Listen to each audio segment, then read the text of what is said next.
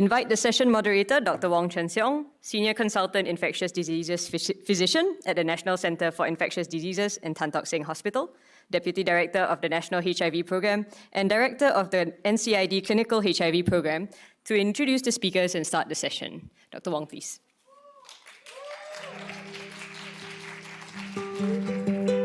Thanks, everyone. It's always a challenge starting the post-lunch session, but we hope that we'll be able to, with the exciting things my speakers and I will be sharing with you, keep your energy levels up and keep your interest up as well. So welcome to the third session of the 13th Singapore AIDS Conference. And this session is titled An Update on the Science of HIV Infection, both in terms of prevention as well as treatment, and some updates on the epidemiology. The science of HIV is one of those domains in medical and clinical science that moves at an electric speed, which is testament to the fact that HIV remains a real pressing clinical, scientific, and public health concern. So we all know that keeping up with the science, even for those of us who try our best, can be a challenge. So what we have tried to do today with this session is really present what we feel are the most exciting developments in the past year or so to share with you. We have a great lineup of speakers today who'll be sharing on a number of topics, including an annual update on our national performance on the 95-95-95 targets, an update on HIV prevention and treatment science, and of course what promises to be a fascinating talk on the community aspects of HIV cure research by our second esteemed international speaker for this afternoon. So just note that we will be, as we had with the previous sessions, do a Q&A and a panel discussion after all of the presentations. So if you've got any questions, just jot them down. Without much further ado, let me first invite our first speaker, Dr. Zubaida Said, to the stage. Dr. Zubaida Said is a public health physician and a deputy director of the Communicable Diseases Division at the Ministry of Health of Singapore, where she oversees the surveillance, epidemiology, and response for communicable diseases. She was trained at the National University of Singapore and subsequently her MSc in Public Health and Health Economics from the London School of Hygiene and Tropical Medicine, and her interests are in health policy and management, infectious diseases epidemiology, and outbreak response. Thank you so much, Zubaida.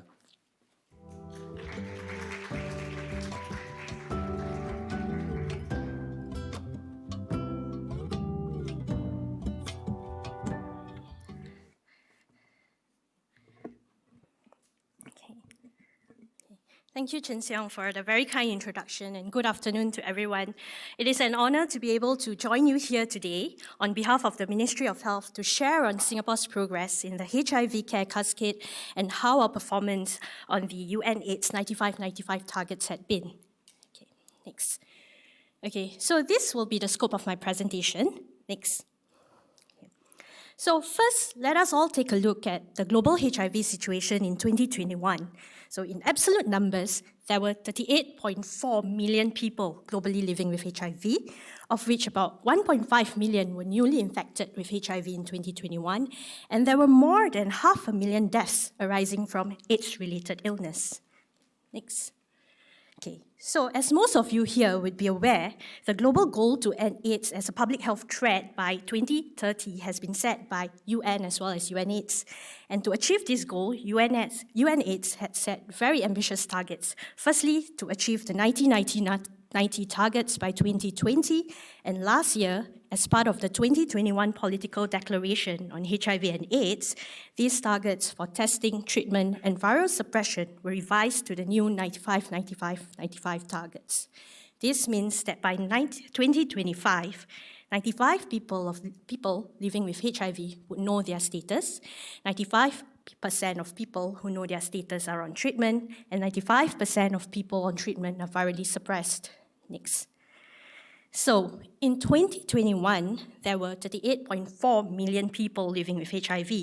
In order for us to achieve the 95-95-95 global targets, this would mean that 36.5 million, or 95% of those diagnosed, of those people living with HIV who are diagnosed, would be diagnosed, and 34.6 million, or those 95% of those diagnosed, people living with HIV would be on ART, and this would then translate to the third target, whereby 32.9 million of the people were virally suppressed. Okay. Increased viral suppression directly reduces the risk of new HIV infections, and ultimately these targets seek to reduce the number of HIV infections to less than 370,000 per year by 2025, in order for us to reach the larger target of ending AIDS by 2030. Next. So, looking at what the targets were, and now we'll look at to what the results were in 2021. Globally, out of 38.4 million people living with HIV, 85% of all people living with HIV knew their HIV status. This is about 5.9 million of people who did not know that they were living with HIV in 2021, which is quite significant actually. Of the 28.7 million of these 28.7 million people, or 75% of all people living with HIV were accessing treatment. This translates to about 88% of people who knew their status having able to access treatment. And amongst those accessing treatment, 92% were virally suppressed. So all in all, this means that out of all people living with HIV, only 68% were virally suppressed in 2021, which is, if you recall back, 6.6 million short of our target of having 86% of all people living with HIV having viral suppression by this year, so that we can be on track to achieve the 2030 goal. Next. So as you can see, this slide shows a snapshot of the global progress over the past 7 years or so. And while we had missed our global targets, we did make steady progress across the cascade since 2014. However, the largest gap remained at the first 95 target, highlighting that increasing the number of people living with HIV who know their status will be particularly important as countries strive to reach the 2025 targets and then the 2030 goal. Next, please. Okay, next I'll be moving on to see how Singapore performed this year. But before that, I'll just quickly run through our methodology for deriving this year's estimates. Next. Okay, so to derive Singapore's data, the data actually comes from the National HIV Registry database. Next. Okay. We had used the ECDC modeling tool to estimate the number of people living with HIV, including those who were diagnosed as well as undiagnosed as at the end of December 2020. Next. So all in all, there were an estimated 8,100 people living with HIV in 2020. Just to quickly explain why we use the 2020 cohort for our estimates, this is because we do need to follow up individuals for about at least a year for our estimates to be more accurate. If we had used more recent 2021 or 2022 data, the number of people will actually be less accurate and we'll have a wider confidence interval here. Okay, next. So in terms of estimating the number of persons who are diagnosed as well as linked to care, these were taken from the registry database, as HIV is a legally notifiable disease in Singapore. And we do track those who are diagnosed and then subsequently follow up in their care. Next. So in 2020, there were 6,733 diagnosed and 6,517 people holding to care. Next. So to estimate those that were that were retained in care, were started on treatment, remained on treatment, and subsequently achieved HIV viral suppression, a proportion of the people living with HIV inside the registry was sampled and analysed, and this allows us to then estimate the next few targets as well as the outcomes of the care cascade. Okay, next. Okay, so let's take a look at how we performed in 2020. Unfortunately, we missed the first target, with only 83% of people living with HIV being diagnosed. We almost reached the second target, with 94.4% of those diagnosed being on treatment, just a few percentage points short of the targets of 95%. And we reached the third target with 95.2% of people living with HIV on treatment achieving virus suppression. If we look at the cascade as a whole, 75% of people living with HIV in Singapore had undetectable viral loads, which is higher than the global, of estimates just now that I presented. That was around 68%, but fell short of our target of having 86% virally suppressed for all of the PHLIVs. Next. So, back one slide. So if you look at the performance in terms of the three targets, the largest breakpoint remains at the first target, highlighting likewise that there's a need to intensify our efforts in getting people tested as well as diagnosed. Next. So let's take a look at our progress over the past 7 years. We did make steady progress across the cascade, and including the first target of having people diagnosed, which has increased significantly from 66% to 83%. Unfortunately, we still have a long way to go reaching that last 95% target. Next. So for the next slide, I'll just quickly run through and take a look at how we compared to other regions globally. So in terms of the percentage of persons living with HIV who were diagnosed, we did fall short of the 95% target, and I think we performed okay around the middle of the class. Next. For the second target, we did reasonably okay comparatively, still a bit short of the Western as well as European and North American region, and definitely short of the 90% target. Next. And for the percentage of people living with HIV who are virally suppressed, comparatively, we did well. But again, as a whole, we are very much short of the target of having 86% virally suppressed. Next. Okay, so where do we move on from here? Next.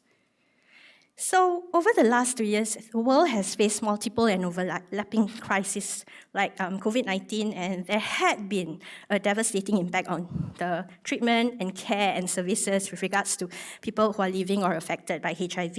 And while we continue to make global gains, we've seen that essentially the gains have started slowing down. So the number of people on treatment had only increased by about 1.5 million, which is the smallest increase since 2009. And what this translates to is the fact that it is stalling the progress that we can make in terms of preventable deaths, because now we see that every 1 minute we see about 1 death that are due to AIDS-related causes that could be highly preventable with the effective testing, treatment, as well as virus suppression cascades that we could implement. So current projections also indicate that the 95, 95, 95 targets, it will be very challenging for us to meet those targets if we continue on this trajectory, as well as the subsequent goal in ending AIDS by 2030. Next. So that is the global outlook. And of course, to achieve the global targets, it's very important that every country and every region plays their part to actually individually within each country achieve the targets. So looking at how and what's the way forward for Singapore. Essentially, we have done reasonably well for the last 2 targets, meaning that we've been very good at linking people to care, ensuring they continue on treatment, and ensuring that they receive good outcomes once they're on treatment. But the biggest challenge had remained for the past 17 years, getting people tested, getting them to come forward, getting them diagnosed so that they can subsequently be linked to care. So overcoming, next please. So overcoming the barriers to the first 95 target will definitely require continued multi-pronged efforts to increase awareness for HIV, to increase access to testing, as well as reducing stigma associated with the diagnosis. And to do this, I think we are working with partners to explore new initiatives, such as the new ongoing HIV self-testing pilot, to try and make testing more accessible and reduce the barriers to testing. Of course, our continued progress thus far and going forward is only possible by the unwavering efforts and commitment of the people who are in this room right now. So with that, next please. Okay, I'd like to end my presentation by thanking all our partners who are in this room, especially so the National Public Health Unit who actually prepared our estimates for this year. Thank you.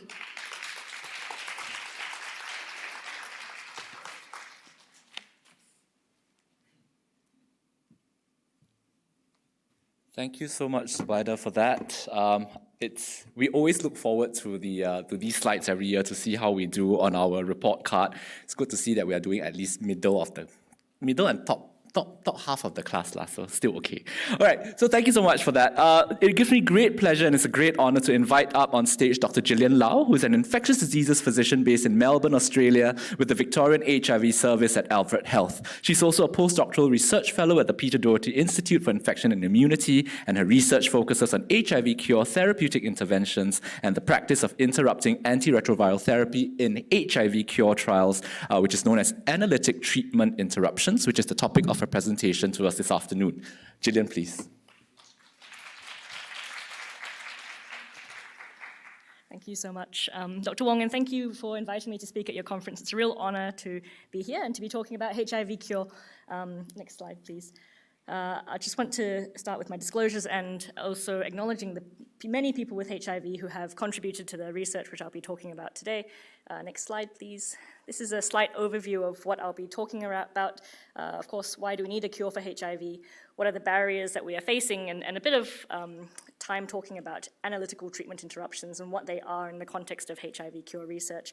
And then to focus with the theme of this conference about meaningful engagement with the community in HIV cure science, and what does that actually mean, and how do we achieve that? And obviously some opportunities of how we can collaborate and get involved in the space. Next slide, please.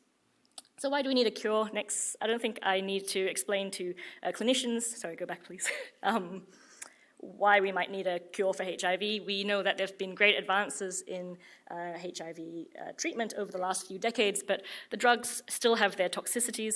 They come with drug-drug interactions, and the burden of daily treatment, even if we move into the advent of injectable therapy, there's still a burden of having the requirement of taking lifelong therapy.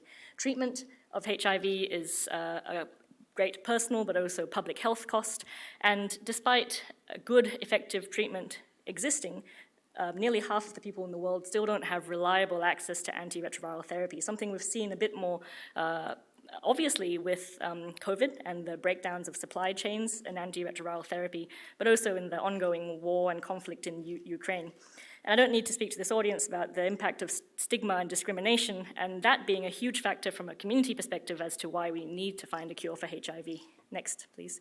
We all know that when you're diagnosed with HIV, the viral load goes up, it comes down with effective antiretroviral therapy, or ART, but when that's stopped, the virus level returns to a detectable level, people can become unwell and they risk transmitting the virus onwards. Next. And the main barrier to achieving a cure for HIV is this concept of HIV latency. So the figure on the left in the red, these are both CD4 T cells infected with HIV. The figure on the left describes productive infection. So this cell is actively replicating, virus is actively replicating in this cell, and it's producing new little baby viruses, virions floating out. And this scenario on the left, there's HIV DNA is positive, HIV RNA is positive with the new virions floating around in the blood, and this cell is producing HIV protein or antigen, and therefore the cell is detectable and seen by the immune system, which then targets the cell for causing cell death. The figure on the right in the blue, this HIV, the CD4 T cell is still infected with HIV. You can see the DNA is still integrated with human DNA in the nucleus of the cell, but this cell is latently infected. It's not producing new virions, it's not producing HIV protein or antigen, and therefore it's not seen by the immune system. And these cells can persist in our bodies for a long, long time, and this is known as a HIV latent reservoir, and the main barrier to why we can't achieve a HIV cure at the moment. Next. And therefore, strategies aimed at trying to achieve a cure for HIV all are focused around trying to eliminate or reduce this latent HIV reservoir, or stimulating our own immune systems to control or reduce the level of HIV in the body in the absence of antiretroviral therapy. But I'm not going to speak specifically about scientific strategies or how these different interventions all work today. I'll be speaking more about analytical treatment interruptions. Next slide. Which is the only real gold standard way we have to test HIV cure interventions at the moment, because of a lack of a widely available universal biomarker to measure the size of the latent reservoir. So what we are left with are analytical treatment interruptions. Next slide. Which are, like as mentioned, the gold standard of HIV cure trials at the moment. These are temporary, closely monitored pauses in HIV treatment in the context of a HIV cure trial. And these all have preset thresholds to restart therapy, usually around a viral load cutoff in blood, and all based around safety. So a viral load threshold of 1,000 copies per mil, for example, or 10,000 copies per mil, depending on the study, or CD4 count, or obviously clinical symptoms or concerns from the investigator or clinician. These are increasingly common in HIV cure trials, as seen on the figure on the right. That red line demonstrates the number of HIV cure-focused studies, or studies trying to eliminate HIV in the body in the absence of antiretroviral therapy. And you can see that red line going up. This was a systematic review I led back in 2017. We stopped the search, and it's just increased. These numbers of cure trials with treatment interruptions are increasing. And in fact, if a cure trial doesn't have a treatment interruption to test a new drug or intervention, there's a question of how do we know this actually works. Next slide, please. So this systematic review described two different types of treatment interruptions. The black line here shows what happens when we stop ART in a usual scenario. After about 2 or 3 weeks, the virus rebounds and becomes detectable. And the first type of study I want to discuss is this blue line. Studies are aimed to define or describe delay in viral rebound or time to viral rebound. These studies tend to be shorter. They have a very low threshold to restart therapy, usually around 1,000 copies per mil of HIV RNA in blood. And therefore, they're shorter and they're technically safer, and I'll go into that in a bit more detail. The red line demonstrates what we call set point studies, and these are longer treatment interruptions. They usually have higher viral load thresholds, around 100,000 copies per mil, to restart therapy. And the reason that they're designed this way is to try and identify post-treatment controllers. And these are people who, after treatment or after an intervention in the cure study, are able to reduce their viral load set point to a level that we may be more comfortable clinically with or below the level of detection. So these are understandably longer treatment interruptions, and they are associated with more risk. But as I've mentioned before, they're able to identify post-treatment controllers better than the shorter blue time to viral rebound studies. And they're also able to describe things like correlates of immune control. Next slide, please. So short, closely monitored treatment interruptions, those blue trials, the time to viral rebound ones, are generally safe. These 3 studies describe the HIV reservoir, both in terms of size and what the virus looks like, resistance mutations, immunological T-cell responses. None of these were impacted or deficient in any way after a short, closely monitored treatment interruption. Next slide. However, there are well-known risks of prolonged and open-ended treatment interruptions. These don't really happen anymore. In 2019, an international expert group provided some guidelines on how to do treatment interruptions in cure research. And these long, open-ended monitoring of viral load every 3 months or so, these don't really happen anymore. These trials are done much more strictly and well monitored these days. But these articles demonstrate that they come with risk. There are 2 well-documented cases of transmission during a treatment interruption study. These were in countries where HIV pre-exposure prophylaxis, or PrEP, was available, but they weren't made available to seronegative partners of participants to these trials. There's been a death reported in a vaccine trial, which had viral load threshold to restart of, I think, 100,000 copies per mil. And it's not known, it wasn't stated in the paper, whether or not the treatment interruption was related to the death, which was of a myocardial infarction, but that's something to consider. And that paper in the middle describes a Spanish cohort of participants who enrolled in treatment interruption studies back in the early 2000s when they were not well closely monitored. Some of them were open-ended, and they described an increased rate of non-AIDS events or immunological as well as cardiovascular poor outcomes in participants who had enrolled in cure trials with treatment interruptions a long time ago. Next slide, please. We conducted a survey. It was run out of this website, which I'll talk a bit more about later, but it was an international survey of people living with HIV, but also clinicians and doctors and care providers of people with HIV. Next slide. We got just over 440 responses from the international community of people living with HIV. This was an anonymous online survey, and about 144 clinicians who treated people with HIV. And we found in this survey that the community were more optimistic of a cure being achieved in the next 10 years compared to providers. And providers were more aware of this concept of analytical treatment interruption or treatment interruptions in the context of a trial. And I think maybe this reflects more some of the older practice of drug holidays when drugs were more toxic and expensive, as opposed to perhaps analytical treatment interruptions in the context of cure. But it does show a gap in the knowledge, as well as a gap in optimism. Next slide, please. We found that people with HIV were less accepting of having any period of viremia during a treatment interruption. And I've described earlier the blue line again, going back to time to viral rebound studies. An endpoint is time to viral rebound, so the virus will rebound. And so for over a third of the community respondents to say that they were not accepting of any period of viremia would be really difficult to encourage those people to engage in a trial where this is probably an expectation of what will happen. Next slide, please. And I think this really comes down to this worldwide endorsement of U equals U, undetectable equals untransmittable. This message was being endorsed worldwide around the same time I was doing this survey, and I think it really reflects on a concern many have, clinicians and community, about the risk of becoming detectable and therefore being able to potentially transmit virus onto a seronegative partner. Next slide, thanks. And this is highlighted in these figures here. We asked our respondents to the survey if they were concerned, very concerned, or these are the results for very concerned. Click twice, please. Yep, so over 40%, one more time, of both the community and the providers were very concerned about the risk of transmitting virus onwards during a treatment interruption. But also you can see that other concerns listed here include concerns of risks to health as well as development of resistant mutations. Next slide. So we asked some factors around what might influence people's willingness to participate in trials, and these were focused around convenience. If home-based viral load testing could be achieved, that would make people more willing to participate. I think the inconvenience of coming back and forth to study visits is something we've heard a lot about in the work we've done when we've surveyed community about engaging in HIV cure research.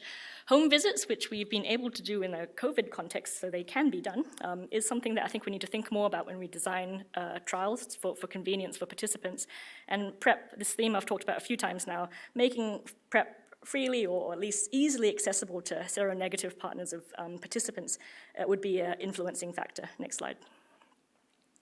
And then we asked clinicians how willing they would be to promote HIV cure research to their to their patients. And the dark blue in these figures show that yes, the clinicians are quite happy to talk about HIV cure research, happy to support someone participating, but when it came down to actually actively promoting the study or actively enrolling their patients, that willingness did drop. And I think this really highlights the fact that we need to talk to clinicians about HIV cure research and address some of the barriers that clinicians may have, because I think this is the forefront, this front-facing group of people who will help us enroll patients into trials. Next slide.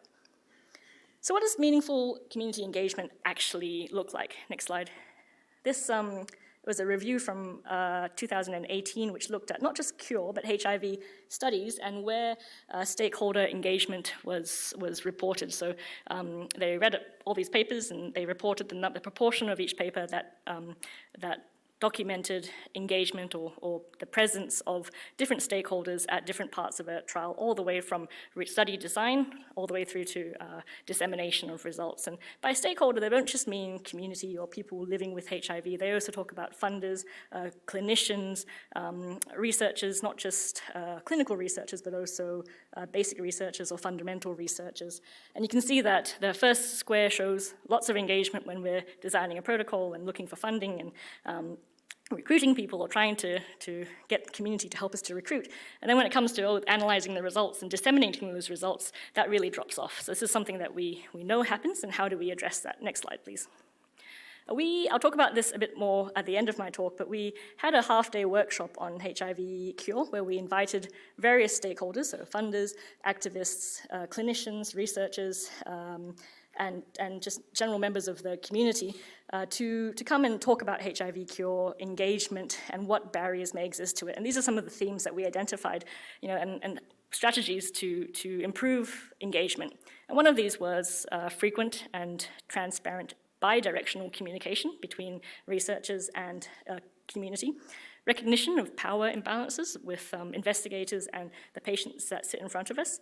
Considering the power, we're using the word power a lot, afforded to community advisory boards in decision making. So I'm not sure if this happens so much here, but our community advisory boards have expressed that they're pretty sick of receiving a protocol that's already written and that they're just reviewing it as part of a tick box exercise for ethics. So actually having the community advisory board involved in the development and the design of the study well before it's an ethics tick box exercise, and utilizing peer navigators to really engage communities, and of course having the funding to do all of these above activities and actually planning for that funding when these trials are being designed and when grants are being sought. Next slide, please. This brings me to equal representation in HIV cure research. Next slide. This is specific for HIV cure, and this is thanks to the Treatment Action Group, but these figures reflect HIV research in general globally, which is a huge overrepresentation of men and Caucasian men, which this does not reflect the epidemic of HIV globally, where over 50% of people living with HIV in the world are women. Can you click twice, please? Next, and one more. So how can we, well, we did a bit of work, not we, but some of my colleagues in Australia did some work looking at women in particular and HIV cure research and what might be barriers specific for women. But before they talked about barriers, they looked at what would engage women into HIV cure research. And the women that they interviewed, these were qualitative focus groups and interviews with women living with HIV in the state that I live in Australia, Victoria. And these women acknowledged the importance of understanding research and HIV cure research on a woman's body. And so that a cure can actually reflect not just the Caucasian men that these trials are being done in. And it also demonstrates a great altruism in terms of wanting to help future generations. This is a theme I see time and time again when asking people about why they do HIV cure research, why they engage in this. But also a really important factor is endorsement or encouragement from their HIV clinician or physician. And if this is a trusted person that they see in their HIV management talking positively about HIV cure research, this would really impact how they felt about it. The barriers that they described to participation include fear of unknown potential side effects, I think extremely valid, but particularly for women around reproductive health, concerns about stopping HIV treatment and the implications of that, the time and inconvenience of coming to multiple study visits, but also how that may impact on perhaps the disclosure of illness or disclosure of HIV diagnosis within their own community. Next slide, thanks. This study also looked at a clinician's perspective and what clinicians thought were barriers to women in particular participating in HIV cure research. And I think this is a really important theme. We've got good drugs for HIV treatment. Why are we messing with that? Why are we telling people to stop treatment, to test this unknown interventions that haven't been proven? And that's the second point. There haven't been actually any really groundbreaking candidates for HIV cure yet. So why should a clinician really encourage their patients to risk their health for this? I think that's perfectly valid concerns. Once again, time and how long and complex these studies can be, but also the impact that may have on fertility. Language barriers. Women, at least in Australia where I work, is the greater proportion of women with HIV are from non-English speaking backgrounds, from migrant communities, sub-Saharan Africa or Southeast Asia, and translating complex science, let alone general clinical care, into that language can be a challenge, which then reflects on that second last point, time needed to explain research in clinic. And the perceptions that women have greater social responsibilities, potentially child rearing commitments, and how that may impact on women's decision or willingness to engage in cure research. But I think, once again, these clinicians may have preconceptions of what women think, which they are providing as their own barriers to talking about HIV cure research. And what I was discussing just before on the lunch break is that, it's a lot of science for clinicians to keep up to date with when they're also keeping up to date with the new toxicities of ART, the new injectable therapies, what's on for PrEP, what's on for this, and cure is a whole new extra book of knowledge. So I think that's one of the really important barriers that we need to talk about. Next slide, thanks. And I like to remind both clinicians and people with HIV that cure research isn't just necessarily these complex treatment interruption, multiple visits, interventional studies. A really fundamental component of HIV cure research is basic science. So click, please, or next. Which include blood samples. These are all things that can be done on a one-off study visit. They don't need to come back time and time again for multiple visits. And these provide tissue samples or blood samples or cells for us to be able to truly understand some of the fundamental understanding of HIV persistence and latency. Next. And also the third pillar on the right, which is social research. So this is, once again, not a complex interventional study, but a survey, in-depth qualitative research, all hugely important to help us design better HIV cure trials, but also implement a cure when we find one. Next. So what community engagement activities have we engaged in Australia? So we have had a community advisory board specifically for Cure for at least the last 6 years. Really went quiet over COVID, so this has just been reinvigorated, and this is our CAB for HIV Cure. All of these people here, apart from Françoise Barré-Senoussi in the middle, who won a Nobel Prize for discovering HIV in 1983, the rest of them are representatives from our peak community organizations who are involved in the Community Advisory Board. And we really are planning with our CAB to not just give them protocols for a tick box at the end of a development of a trial, but actually asking what research do they want to see? Can they translate our results back to their communities, and can they bring their community needs to us to design new research? Next.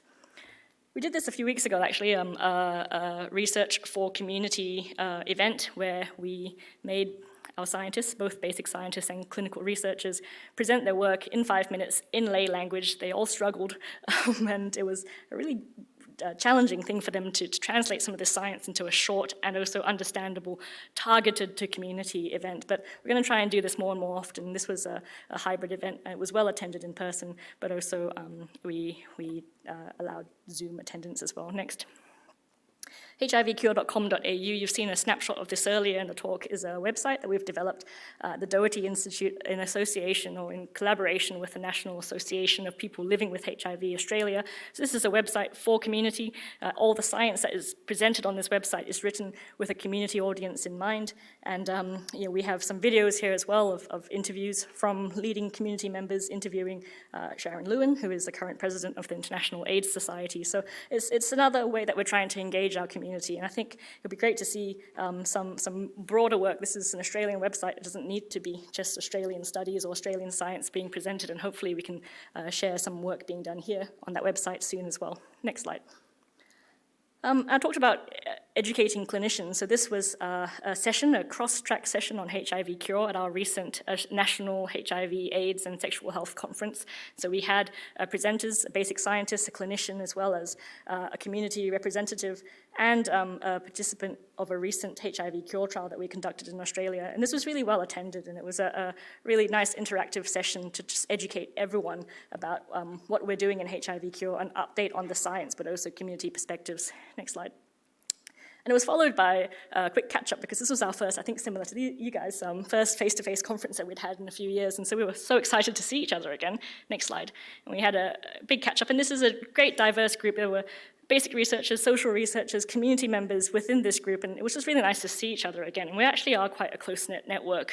This is of people all over Australia, all interested in HIV cure, and this is something we're going to try and foster and keep doing through the years. Next.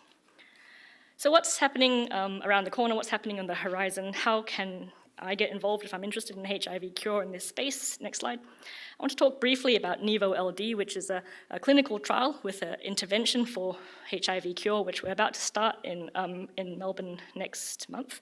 And we are hoping to enroll participants from Singapore in this study. So nivolumab is an immune checkpoint inhibitor. We might have heard of these drugs in the cancer world, where the concept is cancers express these receptors, these immune checkpoint receptors, and they use them to hide from our body's immune system. So I apologize for the complete simplifying of really important cancer therapy. But HIV is a similar thing. It's able to hide from our body's immune systems and evade our immune responses. And immunotherapy in the cancer world is designed to stimulate our body's own immune systems to see and detect cancer and clear it better, and therefore this is something we're trying to emulate in the HIV world as well. Previous studies have demonstrated that you might click maybe 5 or 6 different times because there's a lot going on in here. But there's been previous work that has demonstrated that immunotherapy or immune checkpoint blockade can work as a latency reversing agent, so stimulating the cell to go from the blue side, which is latent infection, to the red, so actively producing virus, and therefore replicating and producing HIV protein and antigen, and therefore it's detectable by our immune system. And then immunotherapy in itself boosts our immune responses to target and clear and kill these cells a bit better. And so these are antibodies that we're looking for. There's been a lot of work done in PD-1 and CTLA-4, but there are more and more immune checkpoints that are being investigated. Click twice, thanks. One more.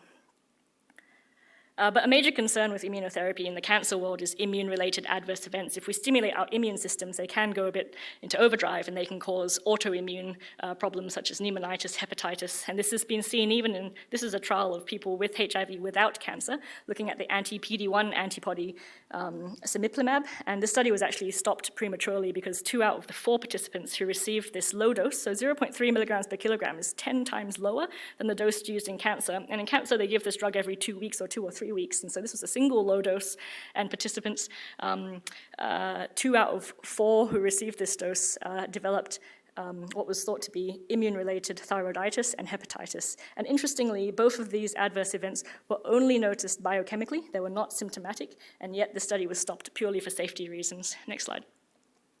But the background in terms of why we want to pursue anti-PD-1 or nivolumab in HIV cure is because of evidence of efficacy in chronic hepatitis B infection. This study is from New Zealand, and they looked at, once again, low doses of nivolumab, and they found that participants who received with chronic hepatitis B infection the 0.3 milligrams per kilogram dose, once again, 10 times lower than what's used in cancer therapy, 11 out of 12 of them had a reduction of their hepatitis B surface antigen, and 1 of these 12 had undetectable surface antigen and remained negative at 12 months. And none of these participants had any immune-related adverse events.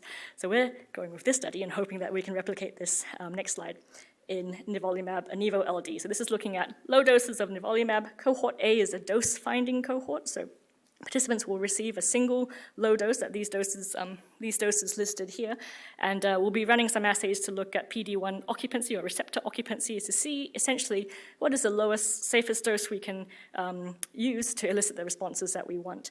And then cohort B is where participants will be randomized 1-to-1 to receive either nivolumab at the low dose which we choose based on cohort A, or a placebo. And this is where we're going to enroll participants here in Singapore, and I'm really excited to see that go ahead. But we will be, that includes a short 5-week closely monitored treatment interruption.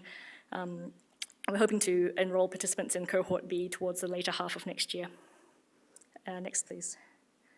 And I've mentioned restart criteria. This is fairly strict restart criteria, once again, around safety. So a HIV viral load of just 1 occasion above 1,000 copies per mil is quite conservative in the HIV cure world, but, and so a 5-week ATI is quite short as well, but this is really around safety. Of course, if participants or their clinicians are concerned as well, that is a reason to restart, as well as CD4 or symptoms. Next. And just a brief slide about safety and immune-related adverse events. And so we have a very low threshold of pausing the study and stopping the study, really, if we see abundance of immune-related adverse events. We have a safety monitoring committee to observe this as well. Next. I'll end just by talking about the Inspire workshop. I talked briefly about how we brought these people together, stakeholders, into a half-day workshop at, next slide. In 2019, it was a lot of fun. Like I said, there was clinicians, funders, community advocates, activists, basic researchers, and clinicians. And we gave everyone a role in this workshop. And so, for example, Dr. Wong might have been given the role of woman living with HIV, childbearing age, to really make him think outside of the usual sphere that he sits in. And we went through the stages of a clinical trial from conception all the way to publication, and ran a simulation workshop, basically. It was quite fun.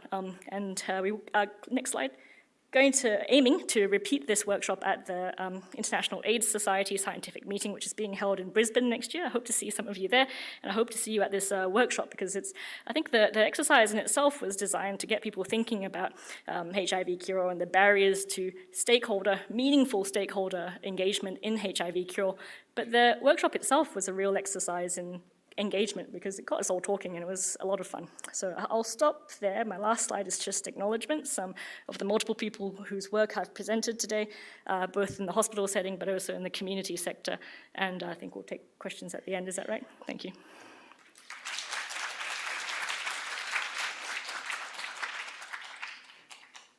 Thank you so much, Gillian. So just to repeat the last point that Jill was making, is that we do hope to start recruitment for a this study, which will be the first time that we are doing HIV cure research of this sort. So if there are people amongst you, or do you know people who are living with HIV who might be interested in this, just tell them to sort of look on the horizon. We'll be sort of getting in touch and starting recruitment. Okay, and for the third and final, but in no means the least session of talk of this session, I am very pleased to call on stage my colleague, Dr. Dia Matusin, to present an update on the science of HIV prevention and treatment. Dia is an infectious diseases registrar, currently in her first year of advanced specialty training in infectious diseases at the National Centre for Infectious Diseases of Singapore. She graduated with a medical degree from the University of Otago, New Zealand in 2011, and her personal subspecialty interests include HIV, antibiotic stewardship, tuberculosis, and infections in immunocompromised hosts. Dia, please.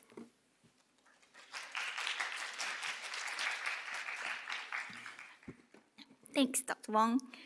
Good afternoon, esteemed colleagues, ladies and gentlemen. So for my section today, I will be planning to share some updates on HIV science, with particular emphasis on prevention and treatment, and ending with a quick whiz through later on a little bit of HIV cure, but it has already been extensively touched on by Dr. Gillian Lau just before this.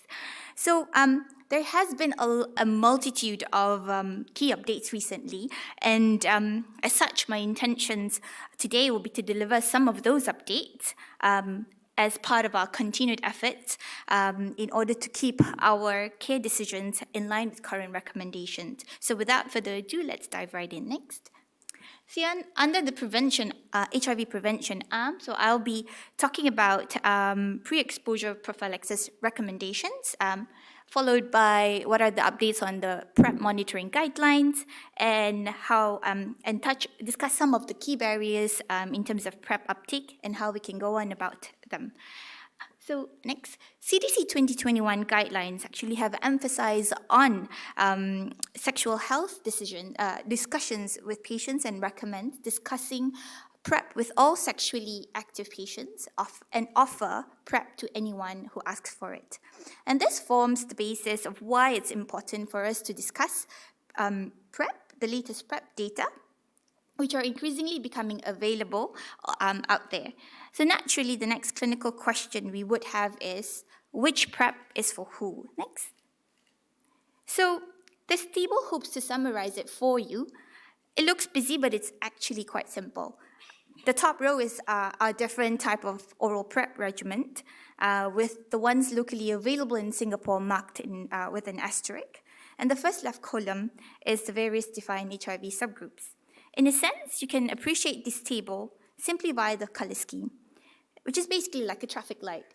But in this context, the green indicates that it's FDA approved and guideline recommended. Yellow, still off-label, but has been recommended by a couple of guidelines. And red, definitely off-label and not guideline recommended. Well, we have known for a while some of the information in this table. Next. What is new that I would like to allude to from this table is that injectable CAB, which is cabotegravir, is now also FDA approved and recommended across major international guidelines for use as PrEP in majority of the defined subgroups. But what does this mean for us going forward? Well, the point of this table also is to reflect that the heterogeneity of our HIV populations, where they have different needs for HIV prevention. As such, the more options we have can consider, the more likely we will be able to cater and provide effective HIV prevention. Next. So as we continue to become PrEP advocates for our at-risk population, our PrEP monitoring guidelines should also be revised in accordance with the latest recommendations. Therefore, the pertinent points that I'd like to deliver from the simplified flowchart are primarily in the HIV testing, adrenal, and the lipid monitoring. As our population are growing older and has a lot more associated non-HIV medical problems such as diabetes, chronic kidney diseases, hyperlipidemia, it is only prudent that our monitoring is catered to the potential complications related to PrEP itself, such as risk of seroconversion on PrEP, and also the patient's underlying comorbidities itself. So CDC 2021 PrEP guidelines have recommended that we assess HIV status at follow-up visits during and recently after PrEP, and the recommended test being with an HIV-1 RNA assay. I will elaborate a little bit more on how this recommendation came about over the next few slides, so bear with me.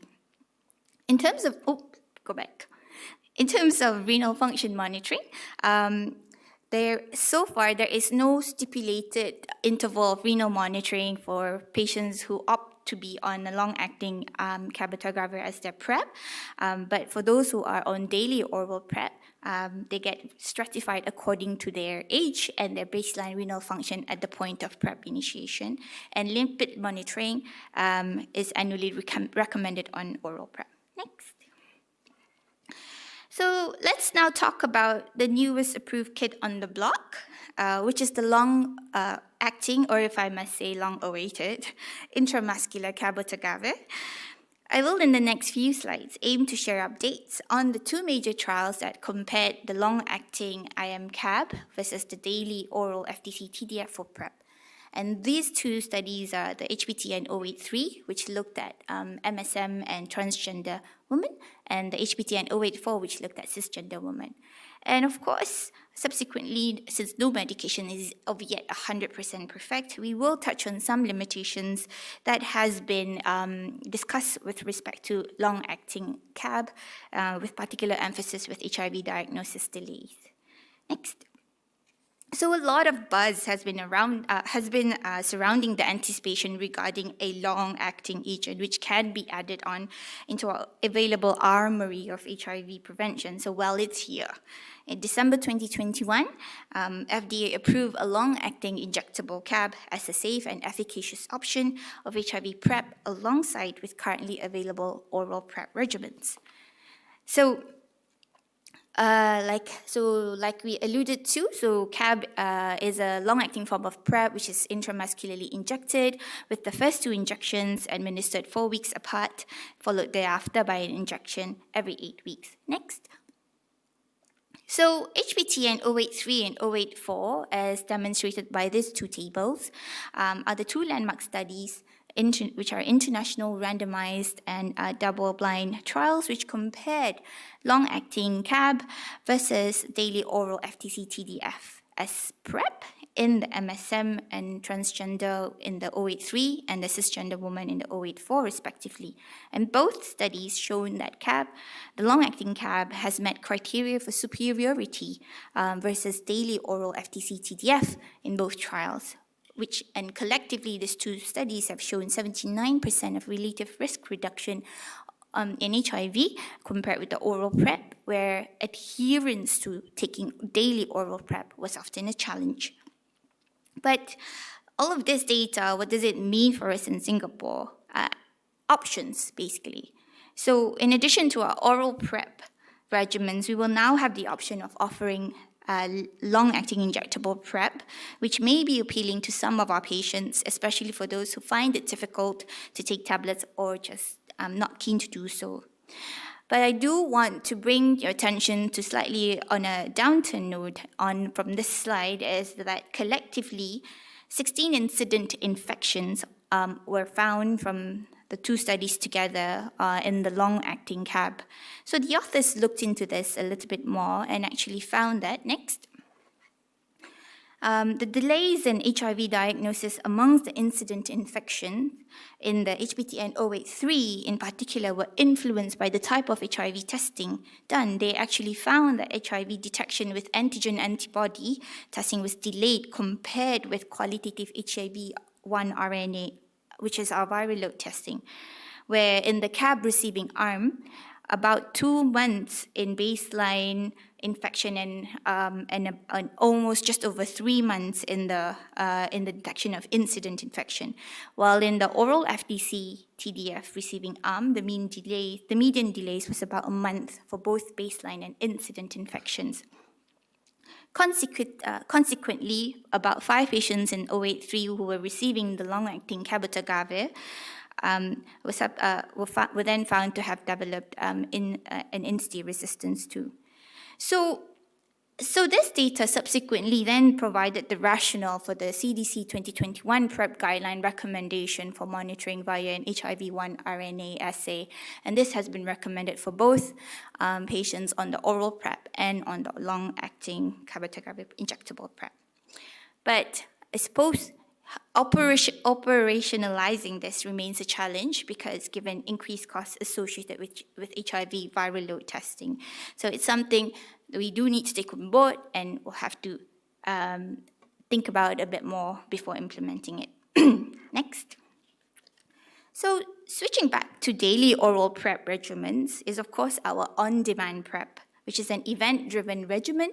It is effective, while still off-label, like only recommended a couple of guidelines to date, including our local Singaporean guidelines.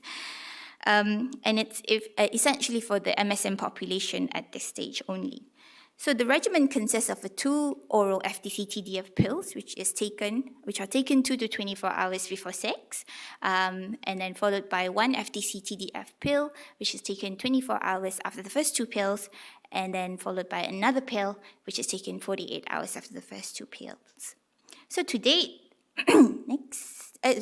So to date, there are 3 trials so far that looked into this, which are the ANRS IPERGAY, and the most recent one is the CRO PrEP and the ANRS Prevenir trials. Next. So we already know people taking on-demand PrEP has comparable rates of protection to those taking PrEP at least 4 times a week. But ANRS IPERGAY was a double-blind randomized study of on-demand FDC TDF versus placebo as PrEP. And they found that there's a significant 86% 86% relative reduction of HIV incidence compared with placebo. And an open label extension of the study soon after completion was done and further showed a 97% risk reduction of HIV incidence in the on-demand group too. Studies mainly, next. Okay, and then next. Okay, so as such, since from those data, so the CDC 2021 PrEP guidelines incorporated that the on-demand PrEP should not be used for any populations other than the adult MSM at this point in time, because all studies have only looked at in the MSM population. For those who have for the MSM population who does have hepatitis B infection, and for those who may have difficulty in adhering complex dosing regimen. Next. Furthermore, in the growing evidence for on-demand PrEP are these 2 cohort studies called CRO PrEP, which enrolled MSM population in China, while the ANRS Prevenir enrolled MSM population in Paris. So these 2 studies compared on-demand PrEP versus daily oral PrEP, and both reported no significant difference in HIV incidence in both arms of each study.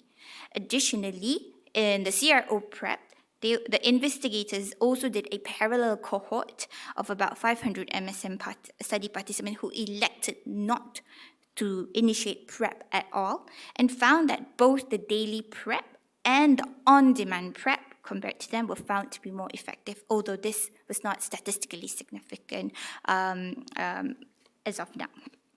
But what does this information mean to us again in Singapore? It just means that our local PrEP guidelines offering on-demand PrEP for our MSM population is based in ever-strengthening science.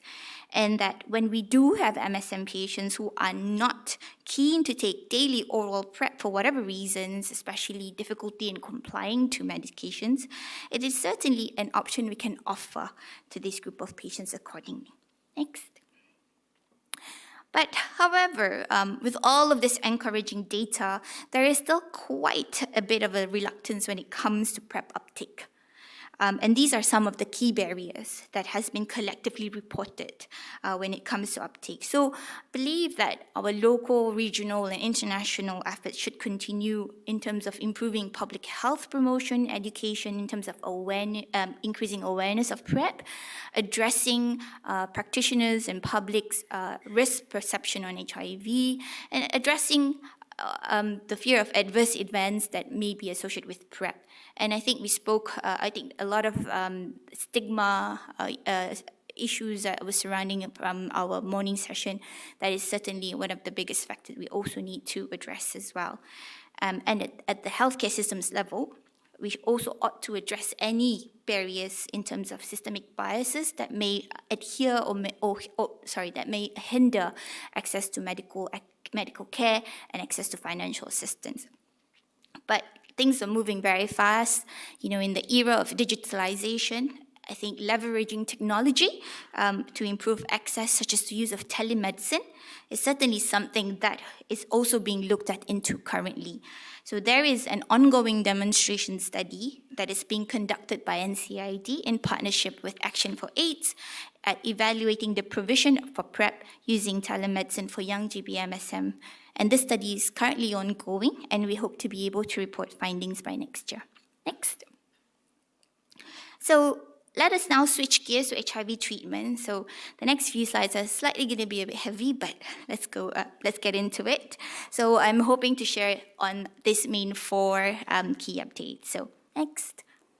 So another busy slide, but bear with me, I'll just bring you through it. It is easy to get overwhelmed with what is the latest recommended or preferred first-line ART regimen to start our patients on, especially with the many guidelines out there. I certainly have felt and still feel that way. But as busy as this slide may look, and by all means this is not meant to be memorized, the point that I'm trying to get across here is that integrase-based regimens remain the preferred option for first-line ART, as demonstrated by most, if not all, international guidelines, including our own local Singaporean guidelines, and that being our dolutegravir and our bictegravir. But of course, there are certainly caveats to it, and in a sense, it comes down to the patient in front of you, who is very, individual with their own bag of baseline characteristics that you also have to consider. Additionally, the second point of this table is that almost all recommendations, including us in Singapore, include a dual ART regimen as part of our first-line treatment option as well. Next. So from the previous table that I just showed, there are some stop checks, especially to ensure patients' co-infection status. So I thought it would be useful to share some data from the Alliance study, which was looking at big FTF, versus DTGF-TDF for initial HIV and hepatitis B co-infection treatment, with co-primary endpoints being HIV and hepatitis B viral load suppression. So essentially, this study recruited people from major sites across the globe with detectable viral load with both HIV and hepatitis B, with no documented INSTI resistance, and they randomized these study participants into the big FTF arm and the DF-TDF arms.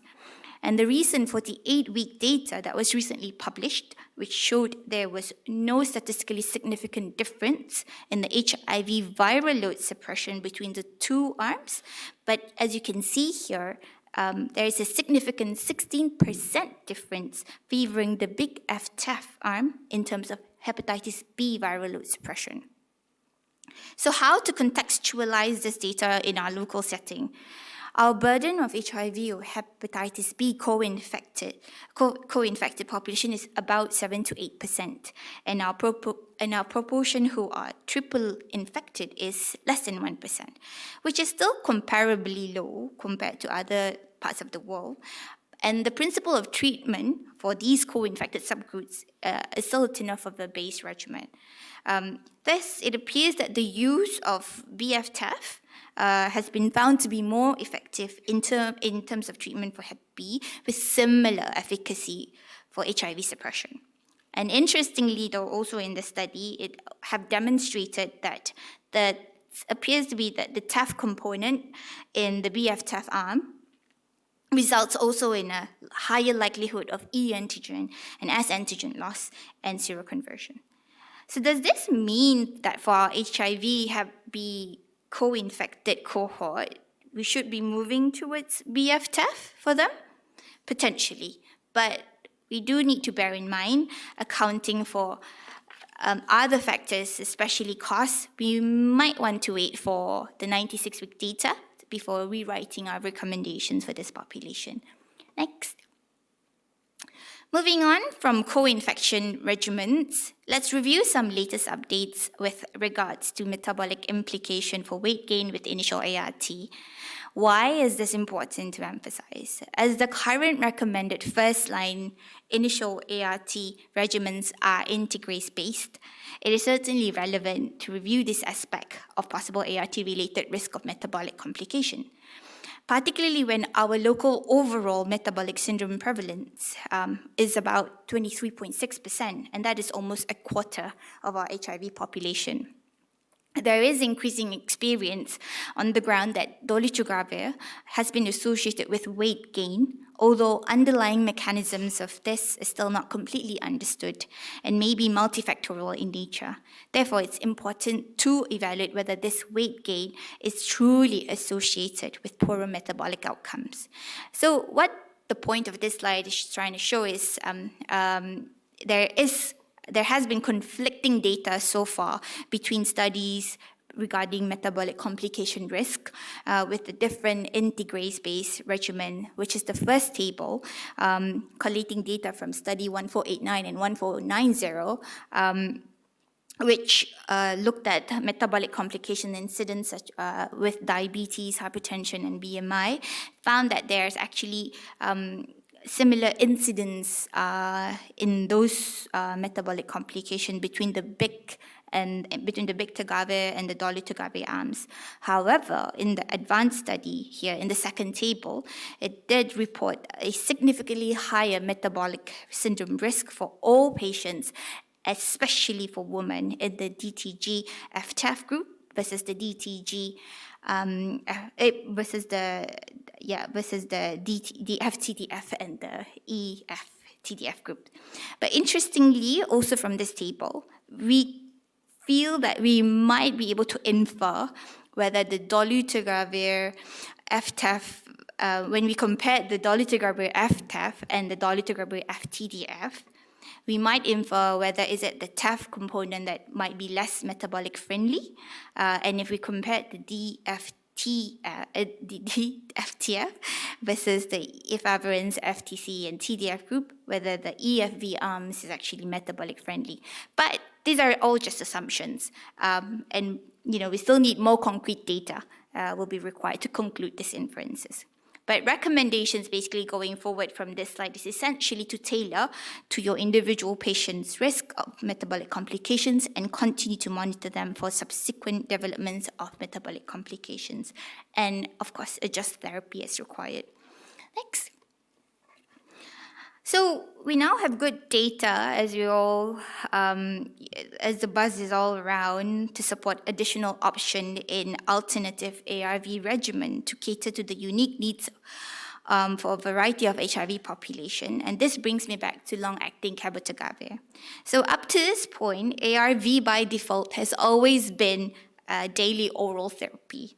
But basically what I'm trying to show from this slide is that FLAIR and ATLAS-2M studies have provided new evidence for long-acting intramuscular cabotegravir, evaluating two dosing regimens and both showing comparable efficacy. And this is for patients who are virologically suppressed on a stable ART regimen with no history of treatment failure and no known suspected resistance to CAB or rilpivirine. So, of note, you can appreciate here the two suggested dosing regimen is Q monthly or a Q2 monthly, and both is now with an optional oral lead-in. So, of note, Singapore Health Service Authority have approved the Q2 monthly injections, and with this, it adds in another possible switch option for our virologically suppressed patients on stable ART regimen if the need arises for whatever reason, such as whether they develop a complication from their baseline regimen. Next. So, as we talk about as exciting as the long-acting cabotegravir is, we can almost hear it already, that common question patients might ask us if we do offer this to them would be, injection, will be about the injection itself, such as pains, adverse side effects, local reactions, for example. So in FLAIR and Atlas 2M, the authors also looked at the rates of injection site reactions and correspondingly collected questionnaires from the participants on the long-acting CAB score, scoring treatment satisfaction. And we can see that the injection site reactions gradually dropped more than 50% from the first month to the 24th month across the different graded injection site reactions. And they also reported treatment satisfaction across the participants on the long-acting cabotegravir as treatment continued, with more favoring Q2 monthly dosing as the time goes. So this data is reassuring in such a way that when we do discuss this option, we can confidently address the concerns in such a manner that is supported by ever-growing science and data. Next. So, continuing a little bit more on the switch strategies bandwagon, let me just take you through the next two slides quickly on switching to a dual ART regimen with DTG and 3TC. So as I mentioned earlier, a dual ART regimen is now recommended on most guidelines, including ours, as either an initial ART regimen or a stable switch regimen in order to reduce drug exposure. But we do know that the concern, however, most people would have before considering a switch to dual ARV regimen is the development of treatment-resistant or unmasking and archive-resistant, particularly an M184V. And this, in particular, is more relevant in people who are treatment-experienced or has a documented NRTI resistant. So, SALSA was a multi-center randomized open-label non-inferiority phase 3 trial which looked at switching to DTG 3TC versus continuing the 3-drug ART regimen in virologically suppressed patients, and found that in their post-hoc analysis, no participant in either arm met confirmed virologic withdrawal criteria. Next. Additionally, we also have data from SOLAR-3D, which is a prospective open-label comparative trial of switch to DTG-3TC in virologically suppressed patients with history of previous virologic failure or history of M184V resistance. And they also found that there are no cases of confirmed virologic failure across treatment arms in both studies, and no cases of treatment-emergent resistance were also reported. So these two studies have shown that there have been no cases reported so far of treatment-emergent resistance on DTG-3TC, and people with archive M184 so far have been shown to still be able to suppress the virus. So this in turn gives us more confidence in using this strategy for our patients when the need to switch arises. Next. But how about for our patients who are extensively treatment experienced with multi-class resistance? We won't go into much detail, but this is just to show you that there are drugs out there with novel mechanism of action and no cross-reaction around for consideration, but certainly the emerging one is this agent called lenacapavir, which has been approved for heavily ART-experienced patients experiencing virologic failure for use with other ARV. So it's a subcutaneous injections every 6 months, but definitely something to watch more of in the future. Next. Yep. Next. So before we close this presentation, just a quick whiz through in the arena of HIV cure, which I will not attempt to go in any large detail. Well, there is, you know that there isn't anything concrete yet, but scientists all around the world are continuously looking into the possibility of HIV cure. As Dr. Gillian Lau has discussed earlier regarding cure, we do need to understand the primary concepts of HIV cure, and that's understanding the difference between what a classic cure is and what is a functional cure. But as with novel strategies, coupled with the fact that HIV is a complex disease with a virus that has proven frustratingly resistant to our attempts to cure it, identifying the multifaceted key barriers to HIV cure is also important before we embark in novel strategies. Next. The innate features of HIV so far that has been identified as major challenges to cure efforts lie in the latency of infection, whereby at molecular levels it has been found that persistent latent infection of memory CD4 cells decays very slowly over time, and with time to eradication about at least 70 years, which is essentially our average human lifespan. And secondly is the question on how to restore immune response by clearing the persistently infected cells. Next. As such, a lot of work in the last 15 years of research has been to gain a deeper understanding of molecular and cellular mechanisms of latency development and novel assays. And this is with hopes to improve ability to measure latent reservoir and to improve tools to reverse latency and clear infected cells. So for a refresher on HIV cure, you can please scan the QR code on the upper right-hand side of my slide to view Prof. Sharon Lewin's talk on this topic that she did at 2020 SAC. Next. So this segues into this simplified pictorial representation of the various approaches currently in place across the world, looking at novel strategies for HIV cure.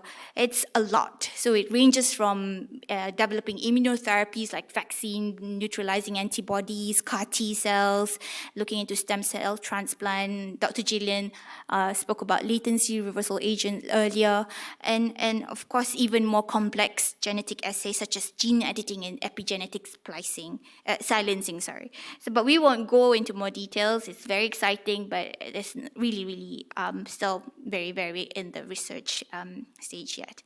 Next. And certainly, lastly, as with any new novel intervention, strategies or medication to treat or cure human disease, the ethical implications surrounding HIV cure is paramount because we still require human trials in order to assess efficacy and safety profiles before we can approve, recommend, and implement them in our day-to-day practice. And therefore, the continuous engagement through various stakeholders locally and nationally with established standards for safe, equitable, and accessible research should always be pursued. I personally would like to hang on to the hope that potentially one day in the future, as I practice as an HIV physician back home in my little clinic in Brunei, I can finally say to my patient that yes, we now have a cure for HIV.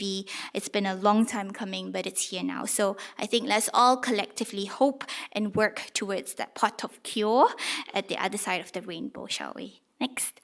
So before I close my session, we've touched on many things in the last 30 minutes. So key take-home messages that I do wish you would be able to take away from my presentation today will be these. And I won't replicate it because I'm already running out of time. And with that, I thank you all for your attention. Next.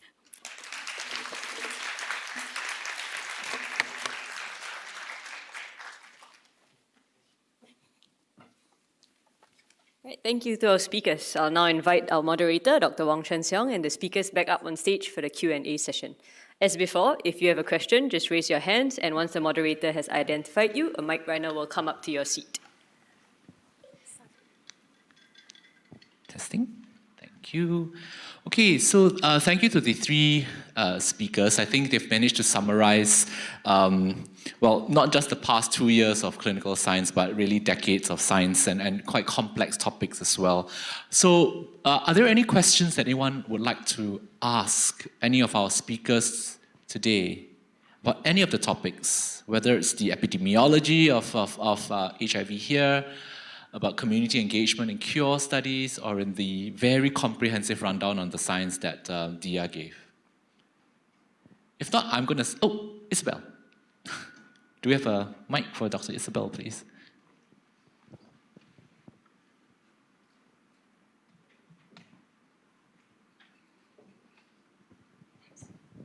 Thank you. Thank you. Thanks for some very, very interesting presentations. I just had a couple of very specific questions on the PrEP study that you referred to in your presentation. One was in terms of the comparison group. What were the selection criteria? What other interventions? What other prevention interventions may have been taking place, or were they exposed to? And the second was, I understand it was among young MSM. What was the reason for the cutoff, the age cutoff? Okay, so I've promised Dia that for some of the questions, I will take the questions on her behalf, since she very kindly prepared the entire presentation. So for the PrEP studies that were presented, I think both the ANRS, IPERGAY, the CoPrEP, as well as... actually, you know the answer. You want to answer? Okay. No, I'm just kidding. So for most of these studies, actually, your first question was comparator groups, right? Whether there was any sort of... so for the latter two studies, they were essentially comparing daily PrEP versus on-demand. And so, so daily PrEP meaning sort of being taken daily versus sort of taken only event-driven whenever people were sexually active. And they had exposure or access to other sort of preventive services in both arms as well. So the only difference was the modality of the PrEP that they were taken. To be perfectly honest, the age cutoff for both of these trials, I'm not aware why that specific cutoff was chosen. But essentially, most studies, I think the basic principle is that especially younger GBMSM tend to be most at risk. And risk in most of these trials do have certain criteria, such as condom sex within the last 6 months, the presence of a bacterial STI within the last 6 months, or access to post-exposure prophylaxis within the last 6 months as self-reported, so as sort of indicators of high risk. Yeah. Any other questions? I had a question actually for Dr. Zubaida first, maybe, which is, you know, I think we've been sort of sharing on the 390s and then the 395s for a while, and some of this has been shared through the community groups earlier. But what do you think we can do, perhaps structurally, from like an institution or even a policymaker stance to try to close the main gaps that we have in the 95s? Hello. Okay. Sorry. I think that looking at how we've progressed from the 1990 and subsequently towards the 1995 targets, where we really need to increase our efforts is within the first target. That is to ensure that people who are living with HIV do get tested, they know their diagnosis, because this is critical for them to actually follow up and get linked to care. I think we have a very great healthcare system here. Once you are in care, they will follow you through, and the access to ARTs are also very good. So what we can do across the different, from the ministry, from our partners, from our health promotion board, for example, is really to be able to really target our interventions to the specific groups. I think in session 2, some of our earlier presenters has actually touched on which are some of the groups where perhaps we need to do more, perhaps we need to reach out more. And I think that actually when we look at our data, for example, more than half of our patients are actually being diagnosed in the course of clinical care. And unfortunately, a lot of them are actually being diagnosed at a late stage of infection. So I think we really need to focus and in getting people to actually come forward for testing. I think we have different strategies that needs to be targeted at different groups. In the MSM population, we do see a lot of them coming forward being tested, to be self-tested. But I think in the HSM group, I think that's where we really need to see how do we reach out to this group, how do we get them educated, how do we get them to come forward for testing. So I think across all levels, I think we will need to try and see how, from a ministry angle, for example, we can target our policies to increase education for this group, how we can actually roll out HIV testing, HIV screening, HIV education, for example, to reach out to some of the groups that might not be coming forward to be tested, to seek care. I think from our health promotion colleagues as well, the difficulty is trying to target the efforts at reaching this group. And of course, our community groups such as AFA as well, I think you are very well acquainted with the MSM community, but for HSM community, I think there's more that can be done there as well. So I think all in all, it's really trying to see how we can further target our strategy such that we are really reaching out to those that are not coming forward. Thank you. Thanks. Any questions? Yes. Is there a mic? Maybe I'm close enough to be heard. No, but you may not be able to be heard like at the back. I see. Thank you. I just wonder quickly whether the panel had a comment on mRNA technologies within HIV. I think feels very early stage with NIH and Moderna, etc. But do you think that would be purely on a kind of prevention basis or potential applications for therapeutics as well? Jill? That's a great question. I think I talk about mRNA, not a lot, but when I get asked questions about the impact of the COVID pandemic on HIV systems of care and also testing, which I think all of us have experienced. It's been very trying in the last few years. We talk about how COVID and our COVID response probably lent heavily on our experiences and our systems that already exist in HIV. And anyone who works in the HIV space, also from a laboratory and virology point of view, the knowledge was transferable. And I think it's important to say that some of that knowledge will come back, and we're seeing mRNA technology being used in all other forums. The way that I think it will be used is in the vaccine setting, obviously, therapeutic and preventative vaccines. We know that for 40 years we've been looking for a preventative vaccine for HIV and haven't really gotten anywhere. I think this is one of those watch these spaces, and I certainly think there's a role, there's activity with mRNA technology in the treatment or therapeutic vaccine space, and I think it's very exciting, but it's a bit early at the moment. I think it's coming. Do you want comments from anyone else? Yeah, no, I agree. I think I often tell people when I talk now that much of the results we were able to get with the COVID response, really were built on the shoulders of the work that was done in the HIV response, including sort of in the mRNA sphere. Gillian, while you have the mic, I just wanted to ask, you present quite a wealth of experience and data from the Australian cure landscape. I know it's international, but I think specifically with regards to community engagement and I think community response, could you speak to whether you've got any experience or ideas about how it's been like in other settings, and how do you think specific settings can prepare themselves for cure research? Yep. I think when I entered the world of HIV cure research, I also entered the world of HIV community engagement. So for me, it was a parallel process and it happened at the same time. But I think the Australian context of research and the engagement stems all the way back from the initial early response in HIV in the Australian context. I think the Americans do really well with community advisory boards. There's a lot of community-driven research agendas and papers coming from community advisory boards. There's a big focus from CABs such as Defeat HIV to really have I've seen Michael Luella from Defeat HIV stand up at the Montreal AIDS conference at a very heavy basic science session and ask the scientists to please give a one-sentence summary in plain language of what you just presented. And they all failed really badly, but I think it's done really well in some parts of America. They're working on this in Africa with the IAS is really driving what's happening in Africa, particularly around gene therapies and developing the capacity for that to be done in resource-limited settings.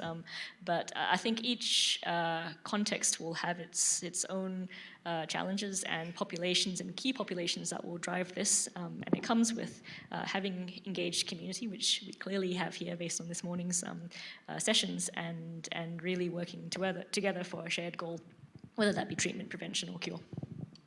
Thank you so much. I have time for one last question.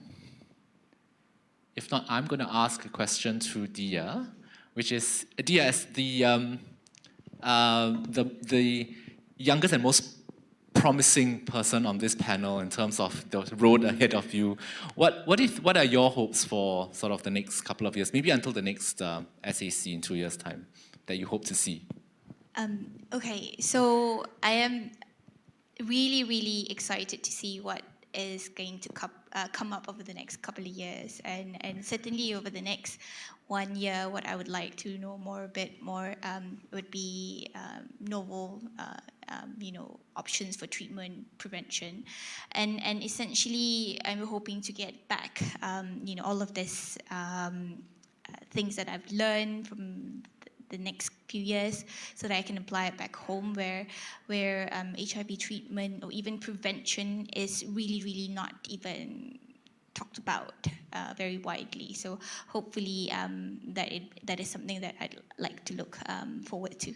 Okay, thank you. Sorry to put you on the spot. Well, thank you so much for coming to this panel and for listening to these questions and answers. Thank you so much to my speakers as well, to Zubaida, to Gillian, to Dia, and I'm very happy to hand over to the next session.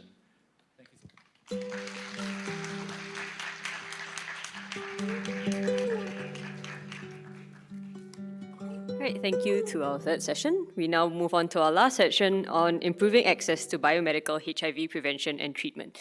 Could I invite our moderator, Dr. Benson Yeo, consultant dermatologist at the National Skin Centre and deputy head of the DSC clinic, to introduce the speakers and start the session. Dr. Yeo, please.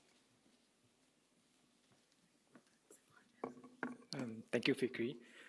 Thank you, everyone, for staying until the last session. I hope it will be worth your while.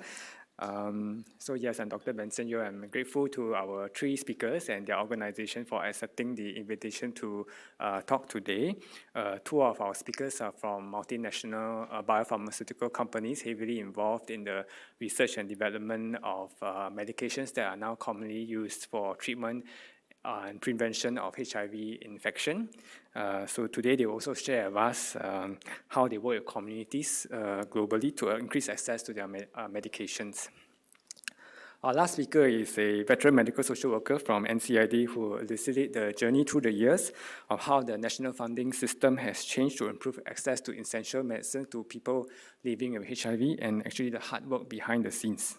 So let me introduce our first speaker, Dr. Kwan Yeh Lee, Director of Gilead HIV Global Medical Affairs.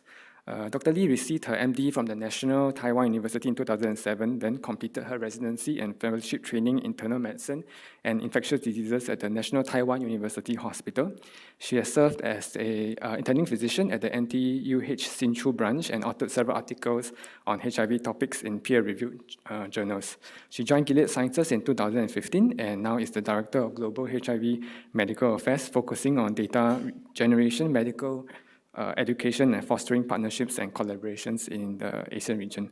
Dr. Lee, please.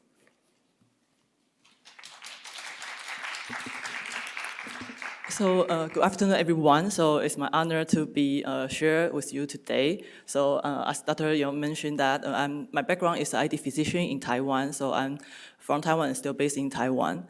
In my current role, I'm very lucky to have the opportunity to work with several different Asian countries. And through the learning from the past few years, I know that how important the collaboration and the partnership is, the importance to make a progress. And I think the first step to have the collaboration is to understand what each others are doing. Then together we can think about how we can collaborate, how we can work together to make things happen. So I would like to spend a few minutes to share with you that from Gilead's perspective, how we have done and what we are doing from the bench to bedside and also to the community. So next slide. So Gilead is founded in 1987 and in the US. So through the past 35 years, we are working very hard to work with different stakeholders to want to help end the HIV epidemic. And we do that through the innovation in research, data generation, through the partnership with different stakeholders. And also, we do our best to optimize the access to the medication we developed. Next slide. But actually, we are quite new and young in Asia. So our first presence in Asia back to 2011. And actually, we are here in Singapore since 2015. But I think with the local teams here, understand the regulatory, understand the medical system better, we help to bring our medication to Asia countries faster than before. But as I mentioned, we're still very new. So I'm really eager to hear from you to tell us how we can do better to support, to collaborate. Next slide. Yeah, regarding the innovation, so from Gilead, we have many research, like the chemist, a virologist, to work from the bench to innovate and to improve our medication for HIV treatment and prevention. So we're starting from to improve the efficacy for the treatment, and also we heard from the community that actually the convenience to taking the medication is quite important. So even you have the very effective medication, but if that is many pills they need to take, then that would be difficult for them to maintain on therapy and to maintain on the viral suppression. So we heard from them, so we developed the single tablet regimen for the first time back to 2006, and also we understand the importance for a single tablet regimen. So all our later medication, we developed that in a single once daily pills to help improve the adherence. Also, we continuously to improve the efficacy, the genetic barrier, and also the tolerability, and also reduce the drug-drug interaction. Next slide. But actually, I think our efforts on the research, on the innovation never stops. So from the treatment, we still continuously to optimize the treatment and want to provide more options for our patients. So even as I mentioned, nowadays, we have more than 10 different kinds of the once daily pills for our patient to choose. Still, there are some patients that has been on treatment for a long time, so they might already accumulate many reasons to different drug class, and also maybe they have because of the intolerability issue and so on, they cannot have a regimen to completely suppress the virus. So we have the new capsid inhibitor, the lenacapavir, like that just mentioned earlier. So that can be combined with other antiviral agent to form a complete regimen to help those who cannot suppress virus to achieve viral suppression. We are also working on other long-acting options, including the orals or the long-acting injectables. So they can take a pill maybe every week, or can take the injection every several months to achieve viral suppression for those who are not willing to take pills every day, either because of the fatigue to take a medication, or because the confidentiality and other issues, that will be still a barrier for them. Regarding the prevention, we already have the oral pills and also have the injectable to take every 2 months that is available. But we also want to have the another option that is a different mechanism of action, so that they will not be compromise any treatment options if they have the breakthrough under the prevention. And also that can be given every 6 months, but that is still under investigation. So hopefully we can see the data in the next 2 or 3 years. But as the doctor mentioned that no matter how good our treatment is, still the ultimate hope with our patient is to achieve the HIV cure. So we are working internally and also through the external collaborations to working on different agents, either the immune modulators or broadly neutralized antibodies or the therapeutic vaccines, either to work alone or in combination. We want to, in the near future, we can provide can achieve the HIV cure for our patients. Next slide. So as I mentioned, when our researchers from the bench to develop the molecule, actually before we bring to our patients, we need to be tested in the real world in the human body to see that can demonstrate the efficacy and the safety for our patients. Next slide. So we know that in reality, actually, we have a very diverse population, not only for our people living with HIV, but just like the general population. So we have people with different age, with different gender identity, and also different race or ethnicity. So usually in the early development of the clinical trials, we enroll patients who are like usually younger, has less comorbidities. But later when we planning our drug development program, we want to cover as much as possible of patients of different background. So we have the patient from the older population or to the child who are with the younger age, who have the comorbidities, who are under hemodialysis. So in our clinical trial program, we want to generate data to show the efficacy and the safety of our HIV medication. So for the physician, when they face their patients, they can, based on those scientific evidence, to choose the most optimal regimen for their patient. Next slide. But no matter how we want to include the diverse patient population as many as possible, there's still difference between the clinical trial setting and the real world. Because in the clinical trial, we have the research assistants can remind our patient to come back. And for participants who are willing to participate in a clinical trial, usually they are more committed, so their adherence could be better. They can have the lab test monitoring more frequently.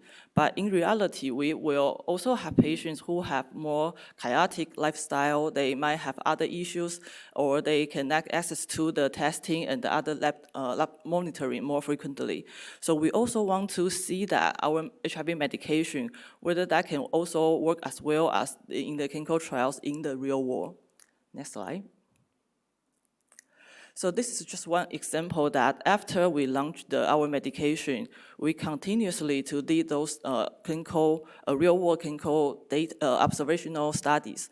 So Big Star is a multi-country across a different continent to enroll the patients who are on our HIV medication in the real world. So overall, we have enrolled more than 2,000 participants, and that also including the Asian participants from Korea, Japan, Taiwan, and also in Singapore. So we will publish the data for the Asian cohort in early next year. So we hope to, for our physician can understand and have the data to support them when they are choosing their regimen for their patients. Next slide. So not only through the clinical trials or the clinical study led by us, but also we participate with the investigators worldwide. So we have been work with different different investigators to support more than 700 of the investigator-sponsored or collaborative studies, and working on the research questions or research data gap regarding the HIV treatment, prevention, HIV screening, linking to care, and the HIV management. Next, one click, please. And also we have the so-called the request for proposal programs to focus on some specific research topics. For example, in this year, we have the NOVA program to focus on HIV prevention, and the Bravo program to focus on HIV treatment. So I think in the future, we will continue to have this data generation program and to work with the investigators together to generate the data to answer those important clinical questions. Next slide. So besides of those examples I mentioned, we have another program to support the data generation and also to support the young investigators. So this is the HIV Research Scholar Program. So this is a non-product related program. So the objective of this program is to support those emerging investigators in their early research career development. And also we want to support those research topics that is locally important and relevant. So we have two funding cycles previously, and now we are already started the application for the third cycle. So if you are interested about this program, please check with the QR code or the website to see if your research topic is fulfilled with the criteria and also your research background, because we want to really support our young investigators. So please check with this program if you are interested in. Next slide. So as I mentioned that we do do a lot of investment for the research from the bench to the bedside. And actually for the community, through the journey, we continue to get the inputs from our community to make sure our research efforts really reflect to their needs from the community, and also got their inputs to make sure the study design and the enrollment really work well with them, and also reflect to what they, the optimal, the appropriate way with the community. Next slide.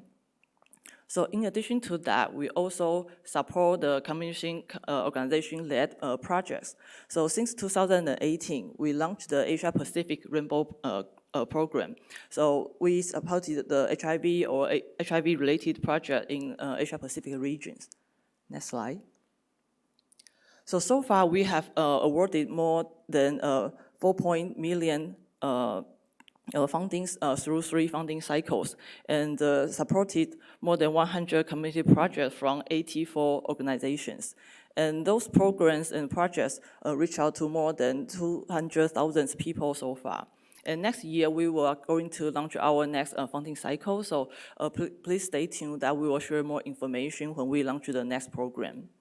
Next slide. And so far, we have support and funded more with the organizations across 17 different countries or regions, and focus on the important topics, including like the digital communication, stigma and the discrimination, access and the quality of life, and so on. Next slide. In Singapore, we are very proud that we work with those great community partners, including the Greenhouse, AFA, Project X, and the Ugachaga. Next slide. And I think with the community, we are not only just provide the funding and stay back. Actually, we also stand with our community. So in many countries and the cities, we sponsor and also participate in those Pride Parade. So this is the one picture in the Taiwan Parade. So I'm one of that little people. So next slide. So also this year, so in Taiwan, we have the Pride Parade in October. So Gilead will sponsor the Pride Parade and the work, even though it's a raining day, and also because of COVID, we have less people from the overseas participants, but still our employee, including myself, we work with all the community together. Next slide. So I also echo back to the topic of this session, because I mentioned some of what we are doing also to help to optimize the access to our medication. But why access is so important? One click. Yeah. So in the clinical trials, we can show the efficacy of the medication or how good a medication it could be. But if we cannot bring those medications to our patients, then it is meaningless. So next slide. Yeah, so actually I think the effectiveness, like which the medication can really help our patient or help people in need, is the access is one of the crucial elements, but also need to have the medical system, the awareness to disease, and also the whole care system for the HIV. Next slide. But as I mentioned, I think access is the first step. Once we have developed our medication, we need to have the access to bring the medication to our patients. So this is a very early example, back to early 2000s. But I think still within Gilead, we still follow this model and follow this principle to help to optimize the access to our medication. So in early 2000s, when we developed the TDF, which is more potent and more safer and also more tolerated than the antiretroviral agent at that time. But our former CEO, John Martin, he is working really hard to try to find a way how we can bring the medication to as many patients as possible. So because at that time, there's no other examples or model that how we can expand the treatment or expand the access to the medication worldwide, especially to those low and middle income countries. So next slide. So eventually they create and also working on several steps to help to expand the access to the TDF. So first one is to license for the licensing to the genetic companies, and not only to give the for the licensing, but also we do the technology transfer because we want to make sure even if the genetic company, they can also produce the medication with good quality. And not in addition, actually, it's not always the generic medication means they will have a low or affordable price. So another way to make sure the price is reasonable is in several countries, we also launch the branded drug and also set a price that is deeply discounted. So in that way, we can have a kind of like ceiling of the price so that the generic companies, when they set the price for their medications, that could be affordable and reasonable locally. In addition, we also work with all the local organizations to do the drug registration and continues to generate data to show the efficacy and the safety of the medication to broad patient population. And we partner with the local organization to do the medical education and the training to share with our scientific data. And in some examples, we also through the product donation to help to optimize their HIV care or HIV management.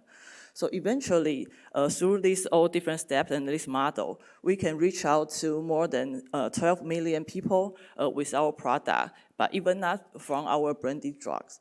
And also, there are more than 120 low and middle income countries, they can have access to the molecule we developed. So I think this is just one example, and later for our products with the not only for HIV, but also including other disease area, and also for HIV treatment and prevention, we try to adopt this model, but by a country-to-country basis to see what will be the most optimal way to help to optimize the access. Next slide. So actually, this is my last slide. So I think we share with the same goal or the vision with many others who are sitting here that we really want to help end the HIV epidemic for everyone, everywhere. But we cannot do that alone. So we need to partner with you, with all the organizations worldwide to see what will be the best way to implement and to help to achieve that goal in each countries. And we will continue through the innovation to optimize the treatment and the prevention options. And also, we are also working internally and externally through cooperation to help for the HIV cure research. And through the partnership with especially the community organizations, we want to advance the health equity and also expand the access to the medication we developed. And last but not least is that I think the collaboration, not only with community, but across all the stakeholders in the HIV field, that is most important. And with that, we can really end HIV for everyone, everywhere. Thank you.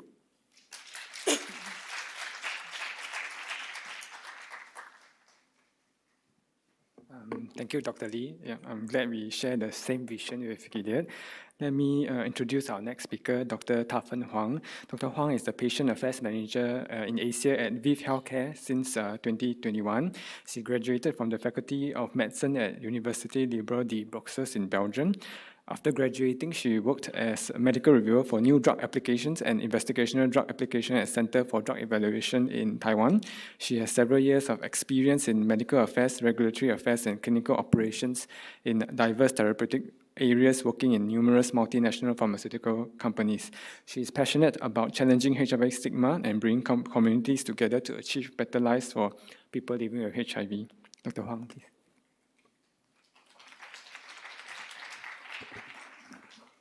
Good afternoon, everybody. It's lovely to be here. In Asia, 77% of people living with HIV still encounter stigma and discriminations. HIV is a chronic manageable disease. We have many options available now. Yet, when I hear from the community, stigma is what's hitting them the most. When I hear the story also, nothing has really changed in the 20 years with regard to stigma. So I think people living with HIV from Asia also are still refused care for dental care, for surgery care, and when they get older, admission to nursing homes. So I feel that at the moment now we should put people at the center. Let's all put people at the center and their well-being at the center. I'm Ta-Fen Huang, Patient Affairs Manager at ViV Healthcare. In my role, I'm responsible of the community engagements and activities in Asia. Next slides, and the next slides. For those who don't know ViiV Healthcare, we are a company 100% dedicated to HIV. We are driven by a clear purpose to end AIDS and HIV, and our mission is to leave no person living with HIV behind. We are committed in delivering new innovative medicines for the care and treatment of people living with HIV. Through meaningful partnerships, we support global community to enable access and care for all and each person living with HIV. What I'd like you to look at the next slide, please go to the next slide, the center of the slide, is how we can collaboratively end the epidemic, reducing inequalities, reducing gender-based inequalities, reducing health inequalities. The 95 units targets are very challenging, but we'll get there. What is more difficult for us, I think, is to get to the less than 10% of people living with HIV, or 10% of the people in the key populations experiencing stigma and discriminations. And we are very far from getting to zero discrimination. So access cannot be achieved if first stigma and discrimination are not addressed, if policymakers are not addressed the unmet needs, and if pharmaceutical companies are not providing broader access to their medicines. Next slide. Today I'll talk through 3 areas. 1, reducing stigma and discriminations. 2, driving positive change in the care continuum. And 3, increasing access to care. Let's look first at the first partnership we have in reducing stigma and discrimination. Next slide. And particularly in Asia. The Asia community events are webinar workshops led by ViiV Healthcare and GSK, where we form a platform for voice of the community, voice of the people to be heard. They tackle and discuss how, for example, let's combat stigma, how changing language can help. We hear from stories from people living with HIV, their lived experience on how language actually can either worsen or break down stigma. Those experts provide actionable steps on how we can combat stigma. I encourage you to to scan the QR code and watch the webinar, which is on demand. Next slide, we'll have also the Stigma and Discrimination Forum, which is a forum dedicated to this topic in Asia. We have been sponsoring through an independent educational grant this forum for several years. The regional expert in the session will highlight all the issues are related to stigma and discrimination in different settings. They will provide the impact of those to the HIV prevention and treatment efforts. Importantly, the key takeaways are the strategies for the service providers on how to engage in stigma-free and discrimination-free conversations. What I really liked from the session this year was about the do and the don'ts for healthcare providers when communicating about pre-exposure prophylaxis and ULCSU. We heard also stories from a transgender person on how they would like to be communicated with. I think we could do that and start by asking person, how would you like to be addressed? How would you like to be referred to? Let's not assume, let's avoid some judgmental attitude and listen to their stories. Next, we'll have also the Train the Trainer session, which is done at the local level in the local language, also sponsored by ViiV Healthcare. And those are targeting people who are not involved in HIV care, so general practitioners, nurses, and dentists, for example. And we want, through this workshop, to bridge the knowledge gap and catalyze some mutual understanding. So the purpose of it and the outcome would be that the local experts are trained and then they can further train their colleagues and students on how to communicate and how they improve their skill to reduce discriminatory languages. The first session just happened last week in Taiwan. Next slide. At the global level, we have a global campaign called #LanguageMatter, and this campaign is just rolled out to champion the use of inclusive language. Words that are discriminative, such as HIV-infected people, are seen everywhere, I would say, in the HIV literature, in the guidelines, in the policies. It is very much embedded. How can we change? What does it mean for a person living with HIV? To be referred as infected people actually puts a judgment to that person and also put some fault to them. So we want to change that. And I would like to refer to Dr. Laura Waters, who is the chairman of the British HIV Association. She advocates for people-first language, so referring to a person and not to the condition. So we would like to see that change coming further over in the conferences as well and the abstract. Not seeing anything written anymore, because language can impact negatively how people living with HIV perceive themselves. There are other additional activities, and you can also look for that in our social media as well. Next slide. The positive action. We celebrate our 30th anniversary. This is a global grant-giving programs that is centered to the community collaborations. We put people at the center, at the heart of the program. We partner with them in strategy implementations, and we also collaborate with them and make progress through collaborations. The positive action has been active in the community most in need, mainly in Eastern Europe, in Southeast Asia, and in Southern Africa. They're actually focusing on helping children, women, young adolescents, people who inject drugs, and HIV prevention. One striking example we have here is the Pediatric Breakthrough Partnership. This partnership has a purpose to end pediatric HIV. We have been able to cover over 300,000 people, women, children, with HIV testing and care services in Mozambique, Nigeria, and Uganda. On the next slide, I would like to move on to what we can do in Asia. And this is the drive positive change in the care continuum.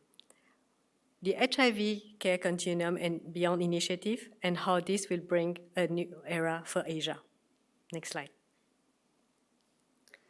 So the initiative has been established and funded by ViiV Healthcare. It is driven by a steering committee of experts, of HIV academics, healthcare providers, and also community leaders from 6 territories, China, Hong Kong, Singapore, South Africa, Taiwan, and Thailand. They all came together and discussed the efforts needed in the territories to end HIV epidemics. They came with a white paper, which is now recently published and available, and they provide insight into the challenges and actionable solutions to end the epidemic in Asia. It is really a call to action now for all the territories to bring HIV back to the public health agenda. Next slide.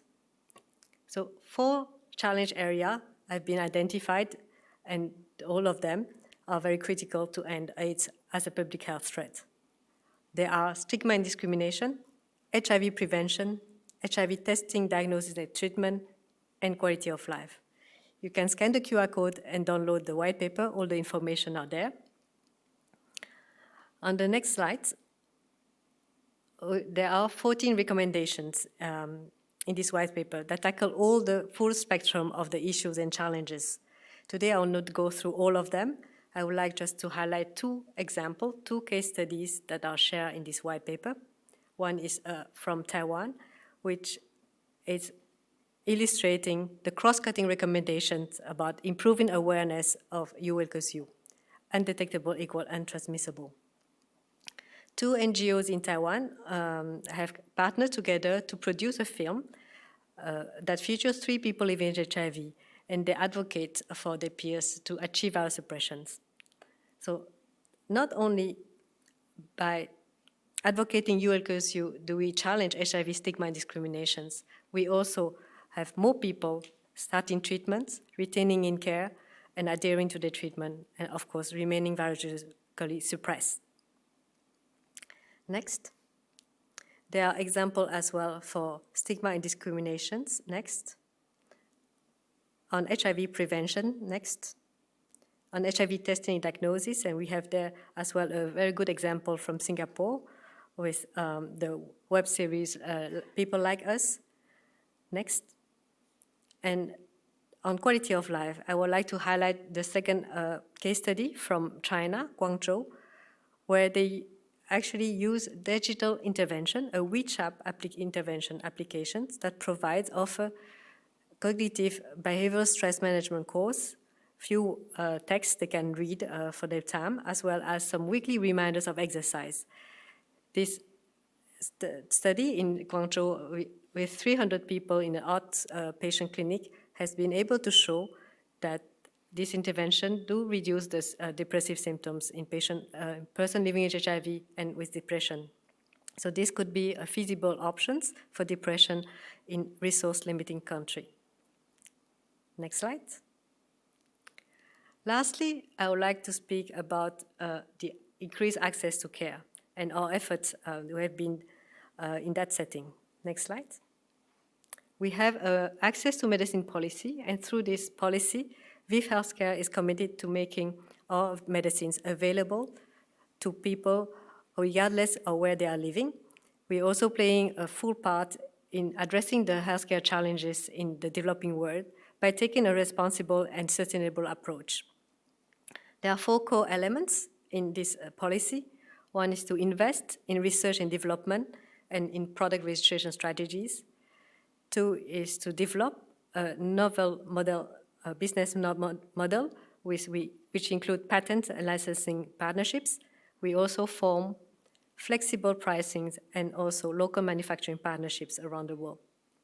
Finally, we also invest in healthcare and community capacity building. Next. Our voluntary licensing are actually allowing generic company to produce and manufacture, sell lower cost version of our medicines. And this happen in all least developed, low income, low middle income, and sub-Saharan African countries. We are able to show through this voluntary licensing that we can improve affordability and supply of our medicines. Where the voluntary licensing is not viable, it's not possible, what we do is we are committed to explore alternative mechanisms and work through partnerships in line with our global health priorities. Next. On the 2 maps here, you can see dolutegravir in adult populations. He has been available in all those countries as well. In Asia-Pacific, 22 countries and territories have the adult formulation available. Next slide. And you can see as well here the map with the pediatric formulations that are available in 30 countries and territories in Asia-Pacific, including our neighboring countries, Malaysia, Indonesia, and Thailand. Next. So as a result, through the voluntary licensing, we have expanded the access of dolutegravir in low middle income countries. 94% of adults with HIV and 99% of children living with HIV have access to dolutegravir. Next. How about the preventive medicine? We know that new case of HIV mostly occurred in the resource-limited countries and actually impacted most women and adolescent girls. In July 2022, at the AIDS conference in Montreal, ViV Healthcare and the Medicine Patent Pools has announced the licensing agreement for the long-acting preventive medicines. And we believe that providing access to our long-acting prevention option will help definitely our goals toward ending the epidemic. Next slide. In summary, we've taken you through the journey with reducing stigma and discriminations through different partnerships. We have seen some really good example with and positive change with positive action collaborations in community most in need. We also have seen and hope to see more of positive change in Asia with the adoption of the recommendations from the white paper that has been just launched. And ultimately, we hope to improve care and quality of life of all people living with HIV. ViV Healthcare goes beyond developing new medicines. We work with the community to support collaborative and sustainable programs to ensure that everyone will benefit from the promise of a new modern HIV treatment. Our mission is to leave no people living with HIV behind. To end my presentation today, I would like to give you a quote from a Positive Action grantee. Once you know that HIV doesn't define anyone, you conquer stigma. Thank you very much for your attention.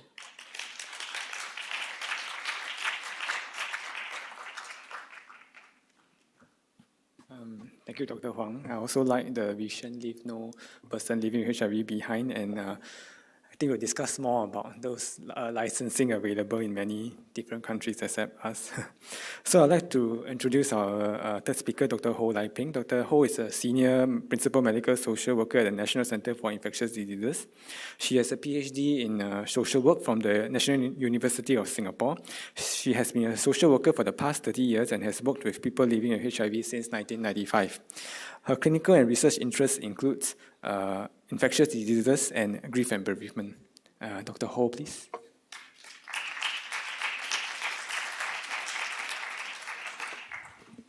Okay, I'm sure everybody is happy that we have reached almost the end of the conference. I'm very happy too. And I didn't know until a few days ago that I'm going to be the last speaker. If I had known, I may not have agreed to do this. And I think right after this, I deserve a gin and tonic. Okay, so just now, Vincent introduced me as a veteran social worker, and I think I qualify because of the number of years I've been doing this work.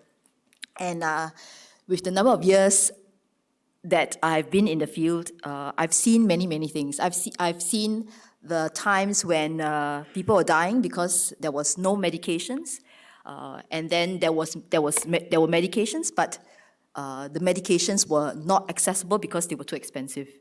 Right? So today I'm going to talk about comprehensive care because it took a lot of people, it took a lot of people to overcome the barriers in various systems in order for us to reach where we are today. Next.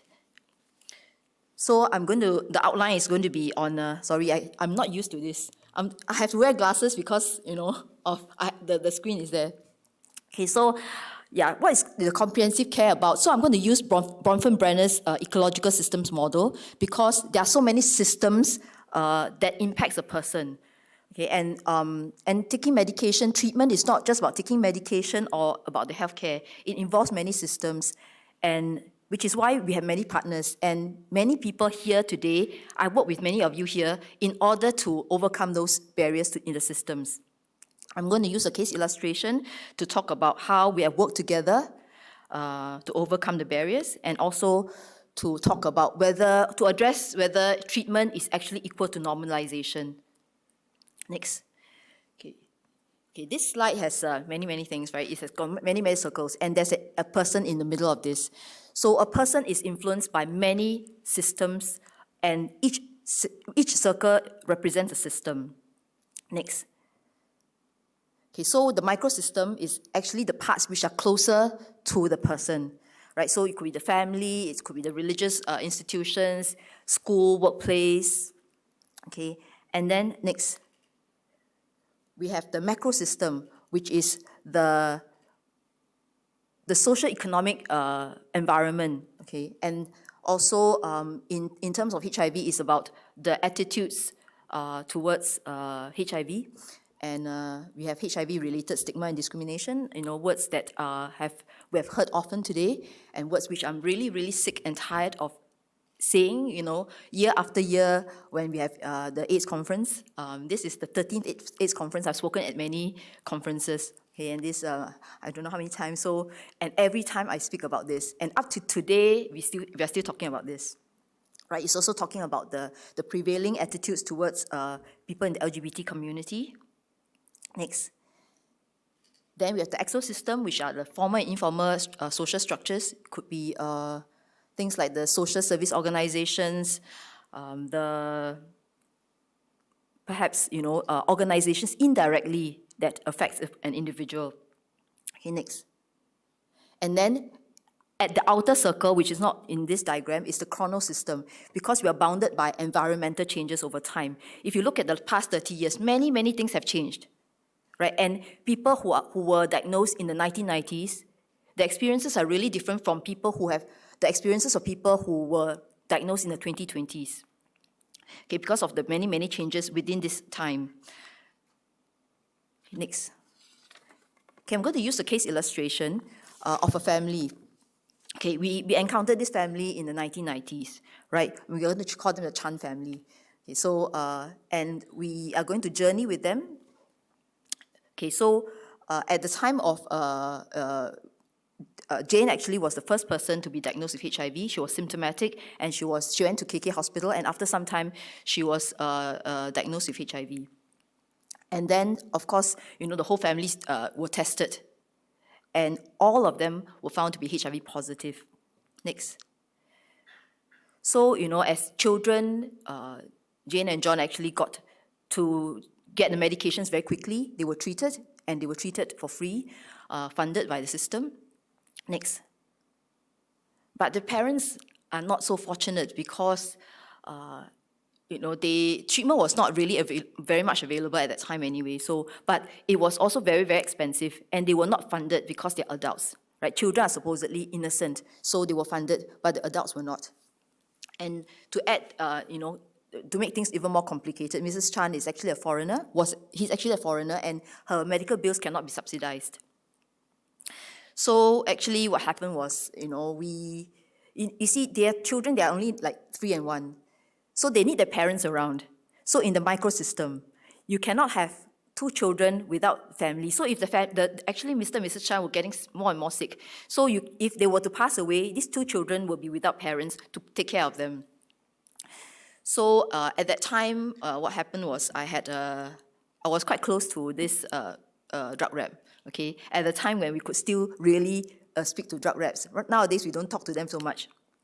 So I was quite close to them, to this person. And then I was telling this person, this drug rep about this family. And I was very disturbed because I was seeing a family, parents that were getting sick, and nobody took care of the children. So I was just sharing. And then the drug rep said, why don't you just write to my company? And I did.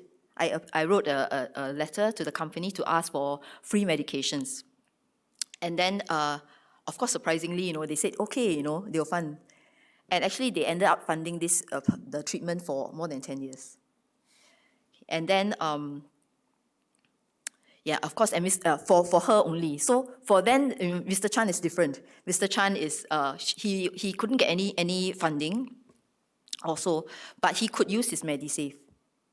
Okay, up to $550. But at that time, treatment was at least $600, if not more. $600 for dual therapy, 2 medications, right? So, but he was subsequently started. And then we also have people from the Buyers Club. Okay, we were buying drugs, generic drugs from Thailand, right? Which were like much more affordable, like $100 or so. And so that's how we managed to get the whole family on treatment. Next. Okay, but then, the story doesn't end there. Okay, so in 2000, Mrs. Chan actually faced the prospect of having to be sent back home because at that time, people with HIV, foreigners with HIV, were considered illegal immigrants.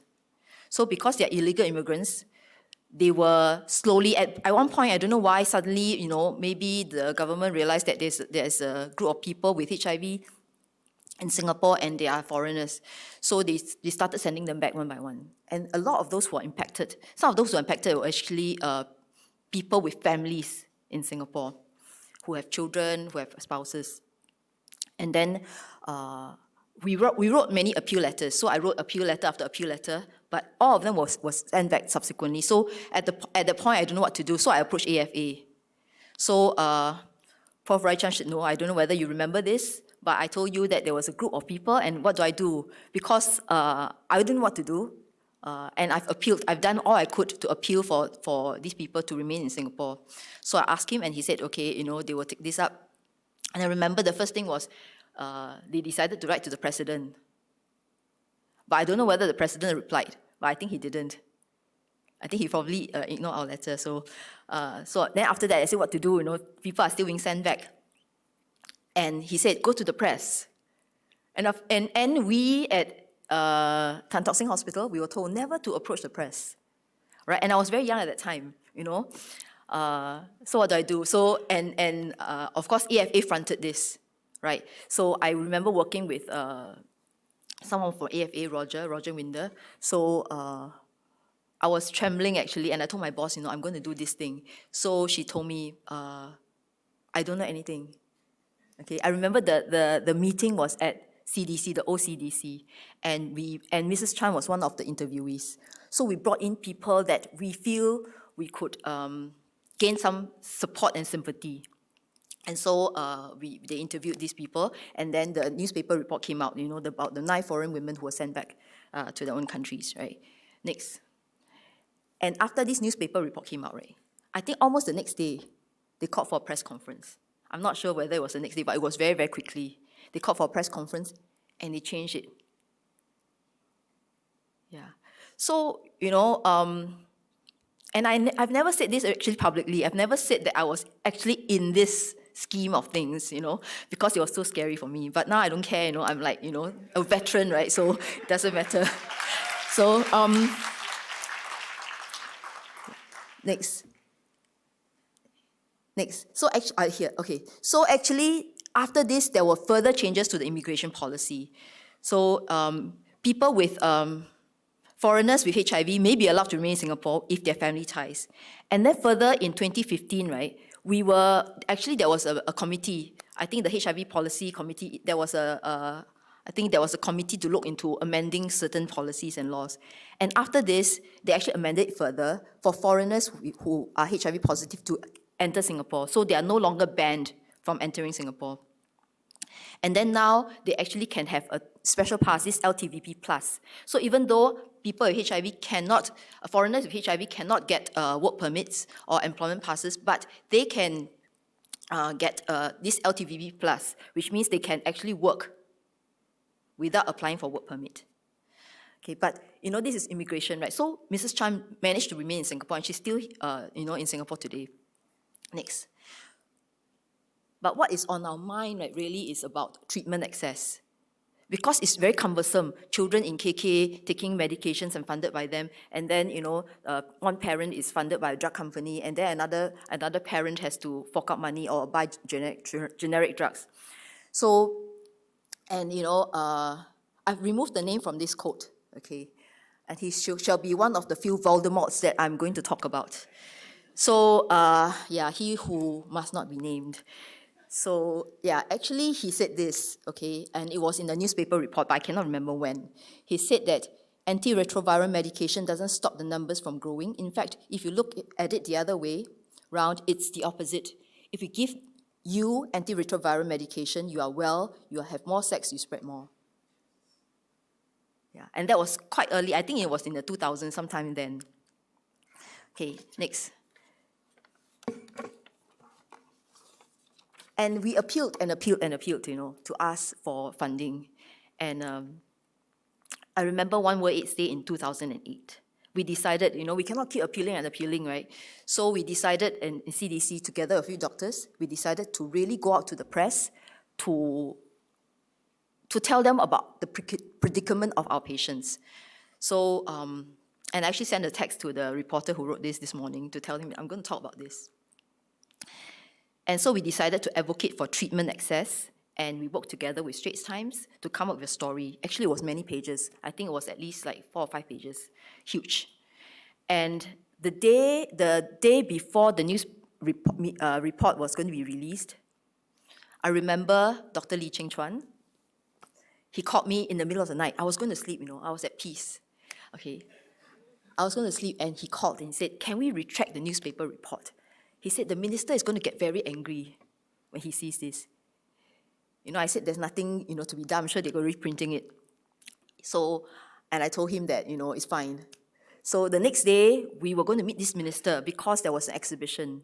And this minister was going to be the guest of honor at this exhibition. So, and I was driving to I was the driver with Dr. Lee and with Prof. Leo. We were going to the exhibition, and in the car, they were saying, what do you think the minister would say?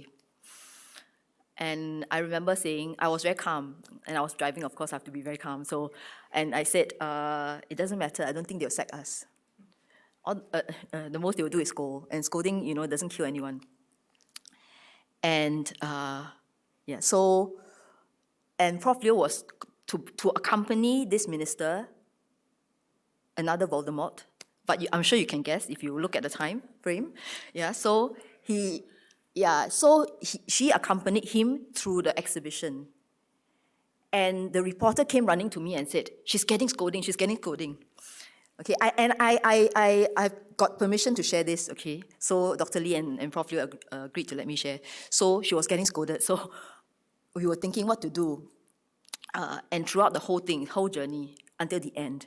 But we were prepared. Because right at the end, we got people with HIV. We got an organization, the Tzu Chi Buddhist organization, who were helping us with funding as well. At the end of the exhibition, they were standing there.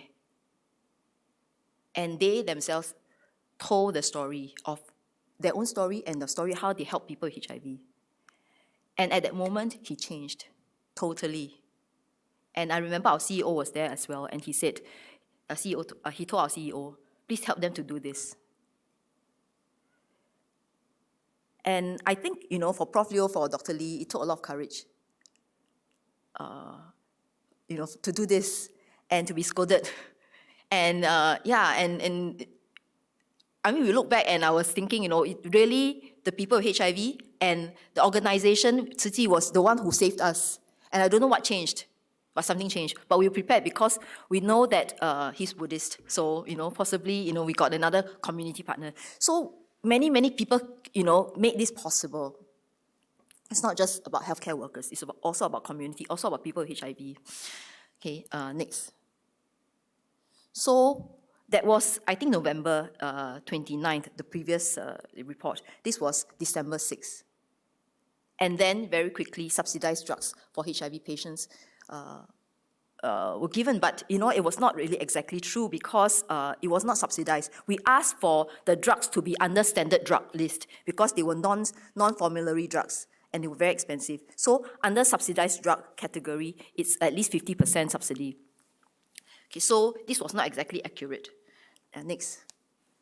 But what they meant was they will allow Medifund assistance to be used to pay for to fund the drugs. So there was at least, a number of people would qualify for Medifund assistance. So they would be able to use the assistance to help them access the treatment. But there at that time, we were also not prepared because the medications were too expensive. It was $1,000. So even if we have Medifund with $8.5 million injected into the funds, it will not be sufficient because it was too expensive. So I remember Dr. Lee, who have always had very good relationship with the drug companies. He actually negotiated with the drug companies for a lower price. And so for 1,000, we actually reduced it to, I cannot remember how much, but it was at least more than half. And with Medifund assistance, at least we know that it's more viable. Next. So the journey towards access, right, it starts with the Medifund assistance. And then from 1st of September, we ask for more assistance. Every time a World AIDS Day, we will make requests. Right? So this time we accosted someone else, another minister. And then we said, we need more funding because, Medifund is really for the poorest. But how about those people who are a little bit, have a bit more money, but then because the treatment is still very expensive? And then they agreed to look into it, and then they said, we will not give you, we will not put the drugs into standard drug list, but we will provide what we call medication assistance fund. Okay, this is between 50 to 75%. So people who earn a bit more money, they can still access subsidy. But then this, we of course, this is not something that we want, not the ultimate. The ultimate is still the standard drug list. Okay, and this time was Dr. Wong Chen Xiong. Right, he was the one who actually pushed this. And in 2020, in the midst of the pandemic, we finally got our wish for the drugs to be under SDL2. Yeah, so actually, it was a long time in coming, right? Almost 10 years? 10 years, 12 years, yeah. But the cost of medications have reduced significantly from more than $1,000 in the 1990s to less than $1,000 today, to $100 today. And you see the little poster there?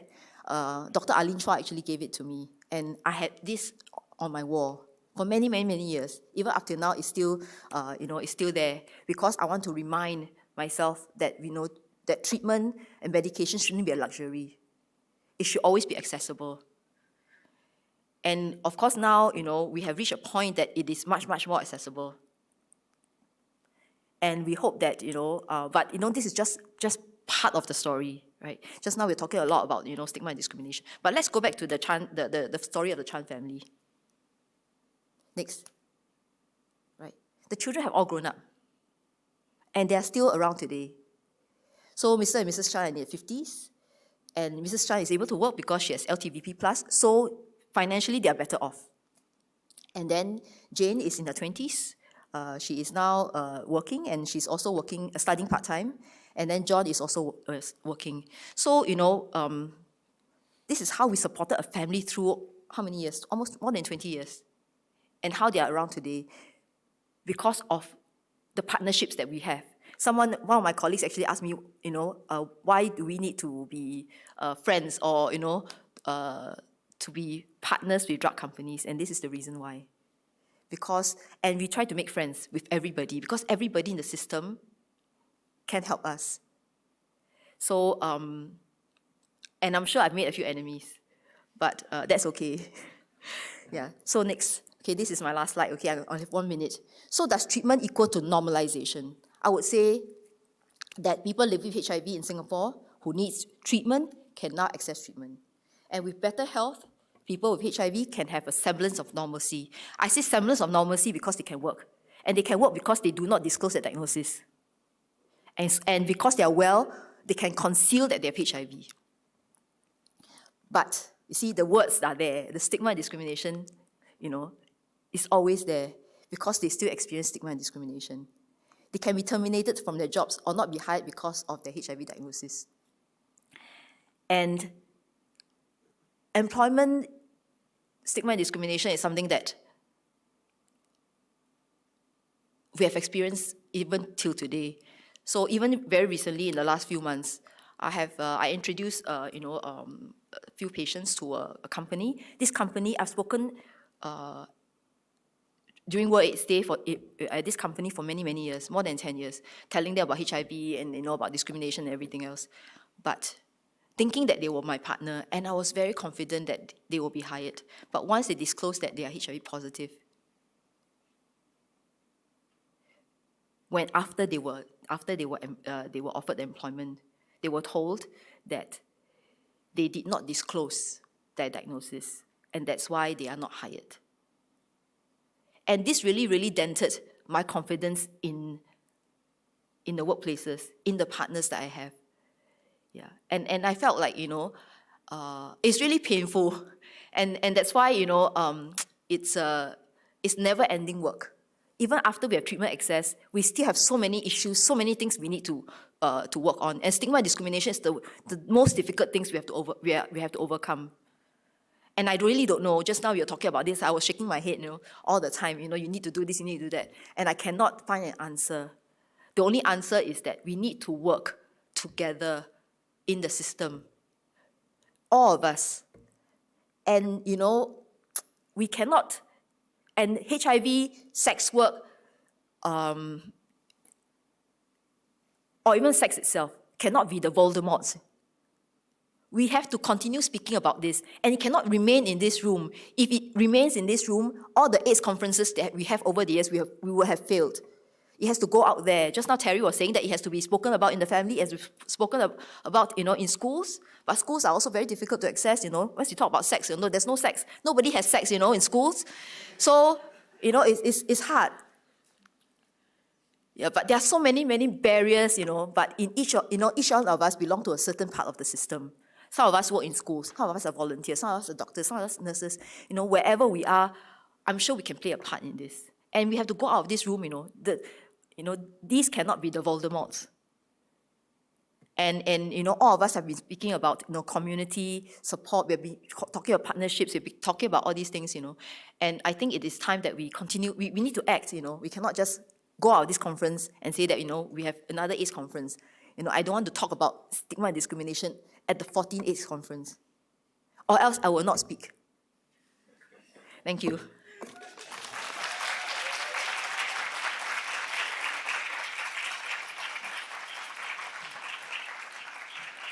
Thank you, speakers. Can I now invite our moderator, Dr. Benson Yeo, and the speakers back up on stage for the Q&A session.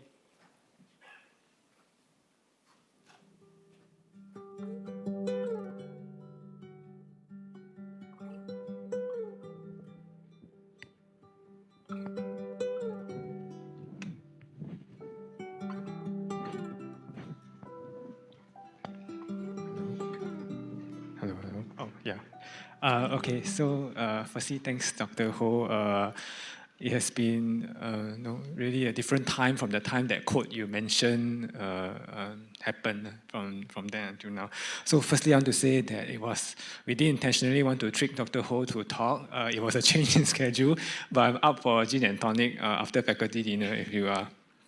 Okay, so let's start our Q&A and discussion. Anybody got any questions? Yes, there seems to be one person there.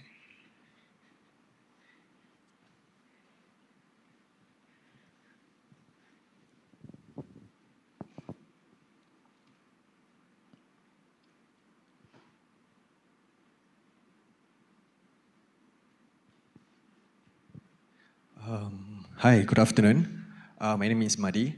Okay, on behalf of foreigners, or I mean people who want to work in Singapore, I receive a lot of so-called questions because I'm an advocate also in social platform. And the question that they ask me is, will Singapore actually change their law? As in like, will they like change for foreigners who is HIV positive, undetectable to be able to work in Singapore? Will that be any amendment, or will there be? Because just now we actually understand about the LTVP plus. That one is for the family, but what about individual? I think that's a very good question, but I'm not sure it's suitable for any of our panelists here. Personally, I do think that's probably the next step, and I hope it will happen soon as part of anti-discrimination. Yep. Okay, thank you. Thank you. Anybody else? Oh, yes, we have one in the middle, lady.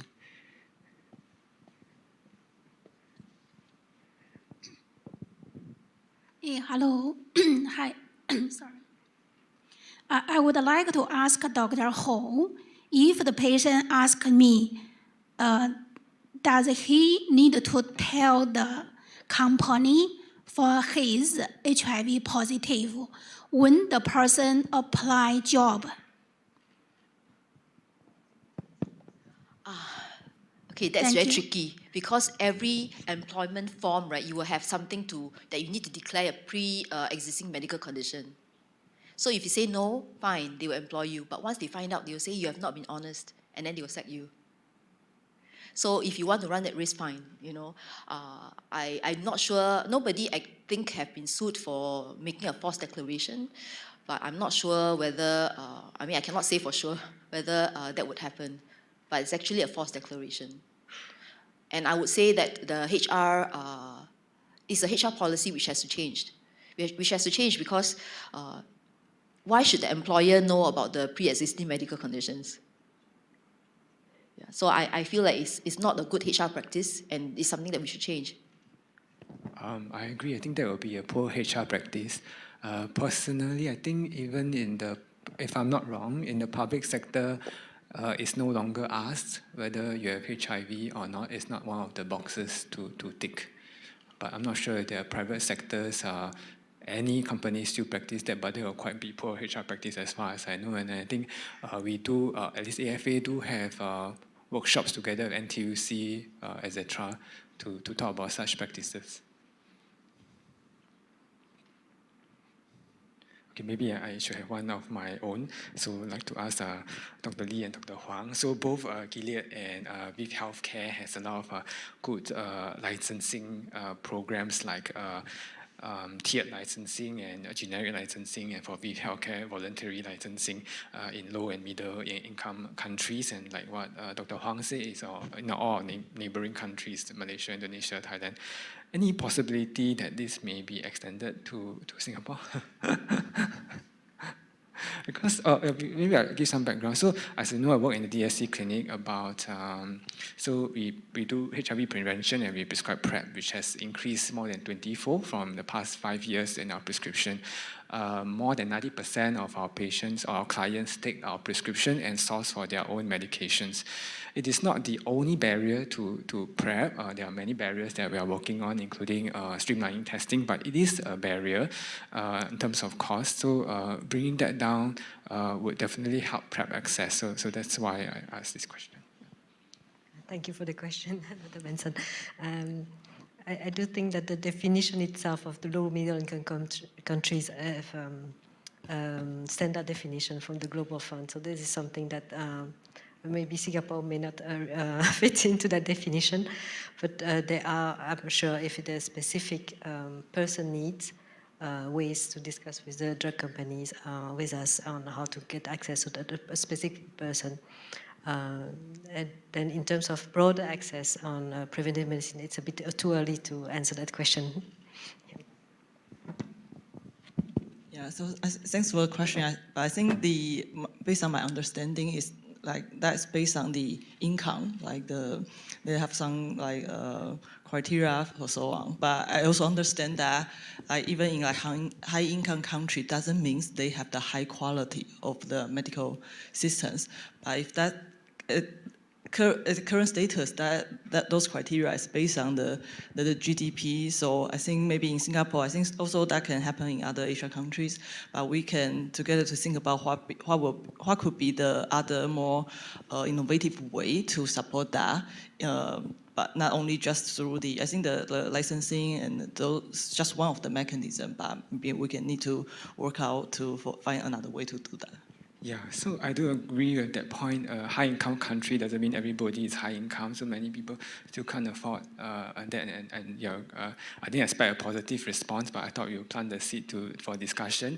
Yeah, I agree. Maybe innovative ways need to be discussed, and maybe we'll ask Professor Lee, who is very good at negotiation, to come back to the table and we'll discuss again. Right? Any audience questions? Otherwise, I actually have one for Dr. Ho. So thank you for all the hard work you and the team have helped with all the national funding until now, which is so good, right? But I think there's still likely people who fall through the gaps and not able to afford medications or not able to access any of the funding available publicly. How do you help these people living with HIV? I think the only ones who fall through the cracks are those who are non-Singaporean, the foreigners or the PRs. So, but we have ways we will get, city organization because we have got a good relationship with them. So they help, and then I think we also have some other funding here and there. So I'm quite sure that nobody who at this point who needs treatment won't get treatment. Yeah, the only thing is that you have to take the medications. As long as you're willing to take the medications, we're going to find the money somewhere. That's very positive and reassuring. Thanks for the whole. Oh yes, we have one question from Terry, our previous speaker.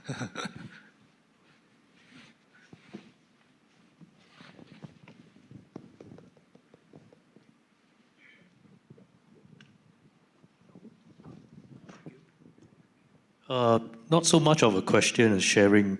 Dr. Ho Lai Ping said that she has a lot of friends. I'm one of her friends that went for a lot of nights and a lot of wine. More than 10 years ago, I don't know why the information is so confidential. They just give this year 240 tested positive heterosexual. Who are they? How old are they? What education? Where they get infected? I have zero information. How am I going to run program?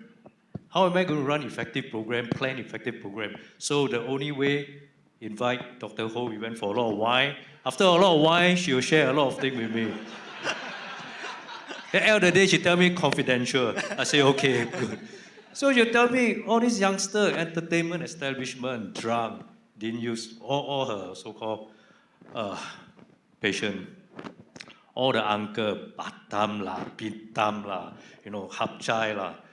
So I get all this information, I go back, sit down, I plan my program to outreach to them. Without all this information, There won't be any program, and also, like what she say, in this industry, you must make a lot of friends, good friends, share information together. I think we can produce more effective program. Thank you. Thank you, Terry. Ms. Sumita has a question.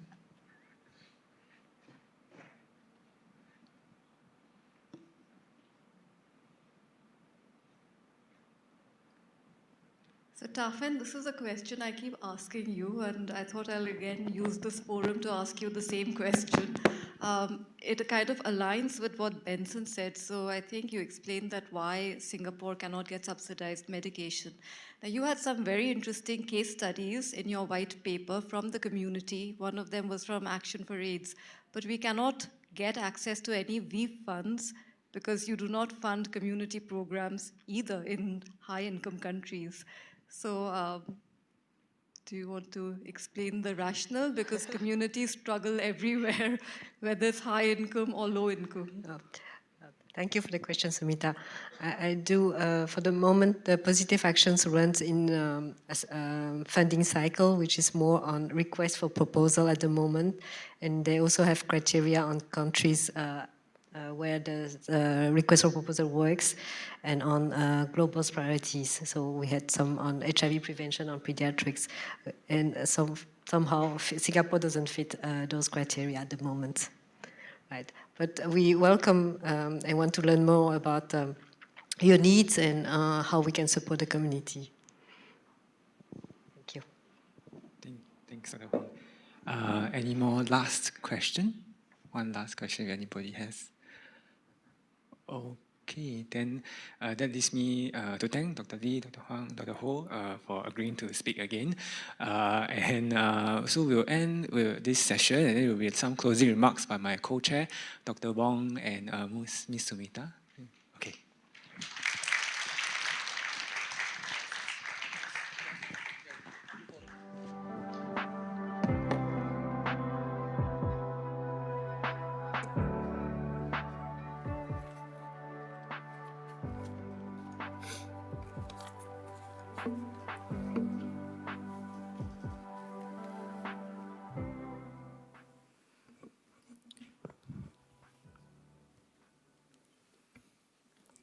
So thank you very much to all of you attending who have given us your Saturday and attended the conference today. I want to take this opportunity to thank our international speakers, all our speakers, participants, and for making the conference a success by being here. But I also want to thank all our sponsors, namely GSK, Gilead, Johnson & Johnson, Abbott, and MSD, without whose support we probably would not have been able to hold the conference. We've actually had a really good day today, some very exciting sessions. We started the day by listening to some of the structural barriers that actually perpetuate stigma and discrimination, which really acts as a big barrier in accessing services, be it prevention or treatment or even testing. We also looked at community-based responses, peer-led models, which have all actually played a part in reducing infection rates in Singapore, and how we need to probably up our game to target some other groups to come forward for testing. I will just hand it to my co-colleague. Thank you, Sumita. So I think I just want to echo Sumita's sentiments and thanking all of you and our sponsors for making this conference possible. My thoughts on the latter two sessions that we just sat through on the science. I think all three speakers showed us that the science is always changing and advancing, but numbers, technologies, and strategies are nothing without people. And this was something that was continued in our last session about access, about how important partnerships between people living with HIV, communities, industries, and organizations is key to development of treatment and prevention, but that the key is really putting these tools in the hands of people. I have been asked by my organizing committee colleagues, not just Sumita, but also Benson and Dr. Raina Tan, to just close off today's conference with just some thoughts. Putting this year's conference together was part of our commitment to working together with communities and stakeholders and people in the national response to HIV.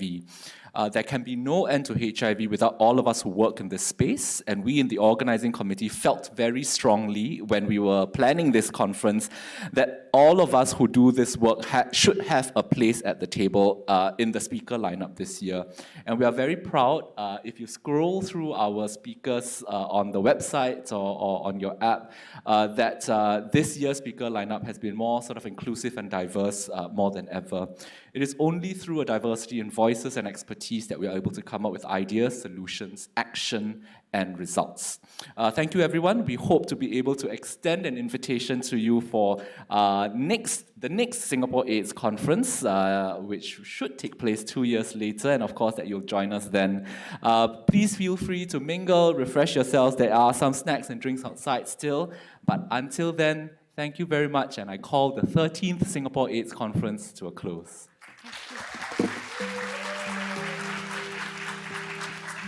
Thank you. Could I just ask all the speakers and the faculty to just maybe join us at the front for a short while and have a great weekend ahead. Thank you.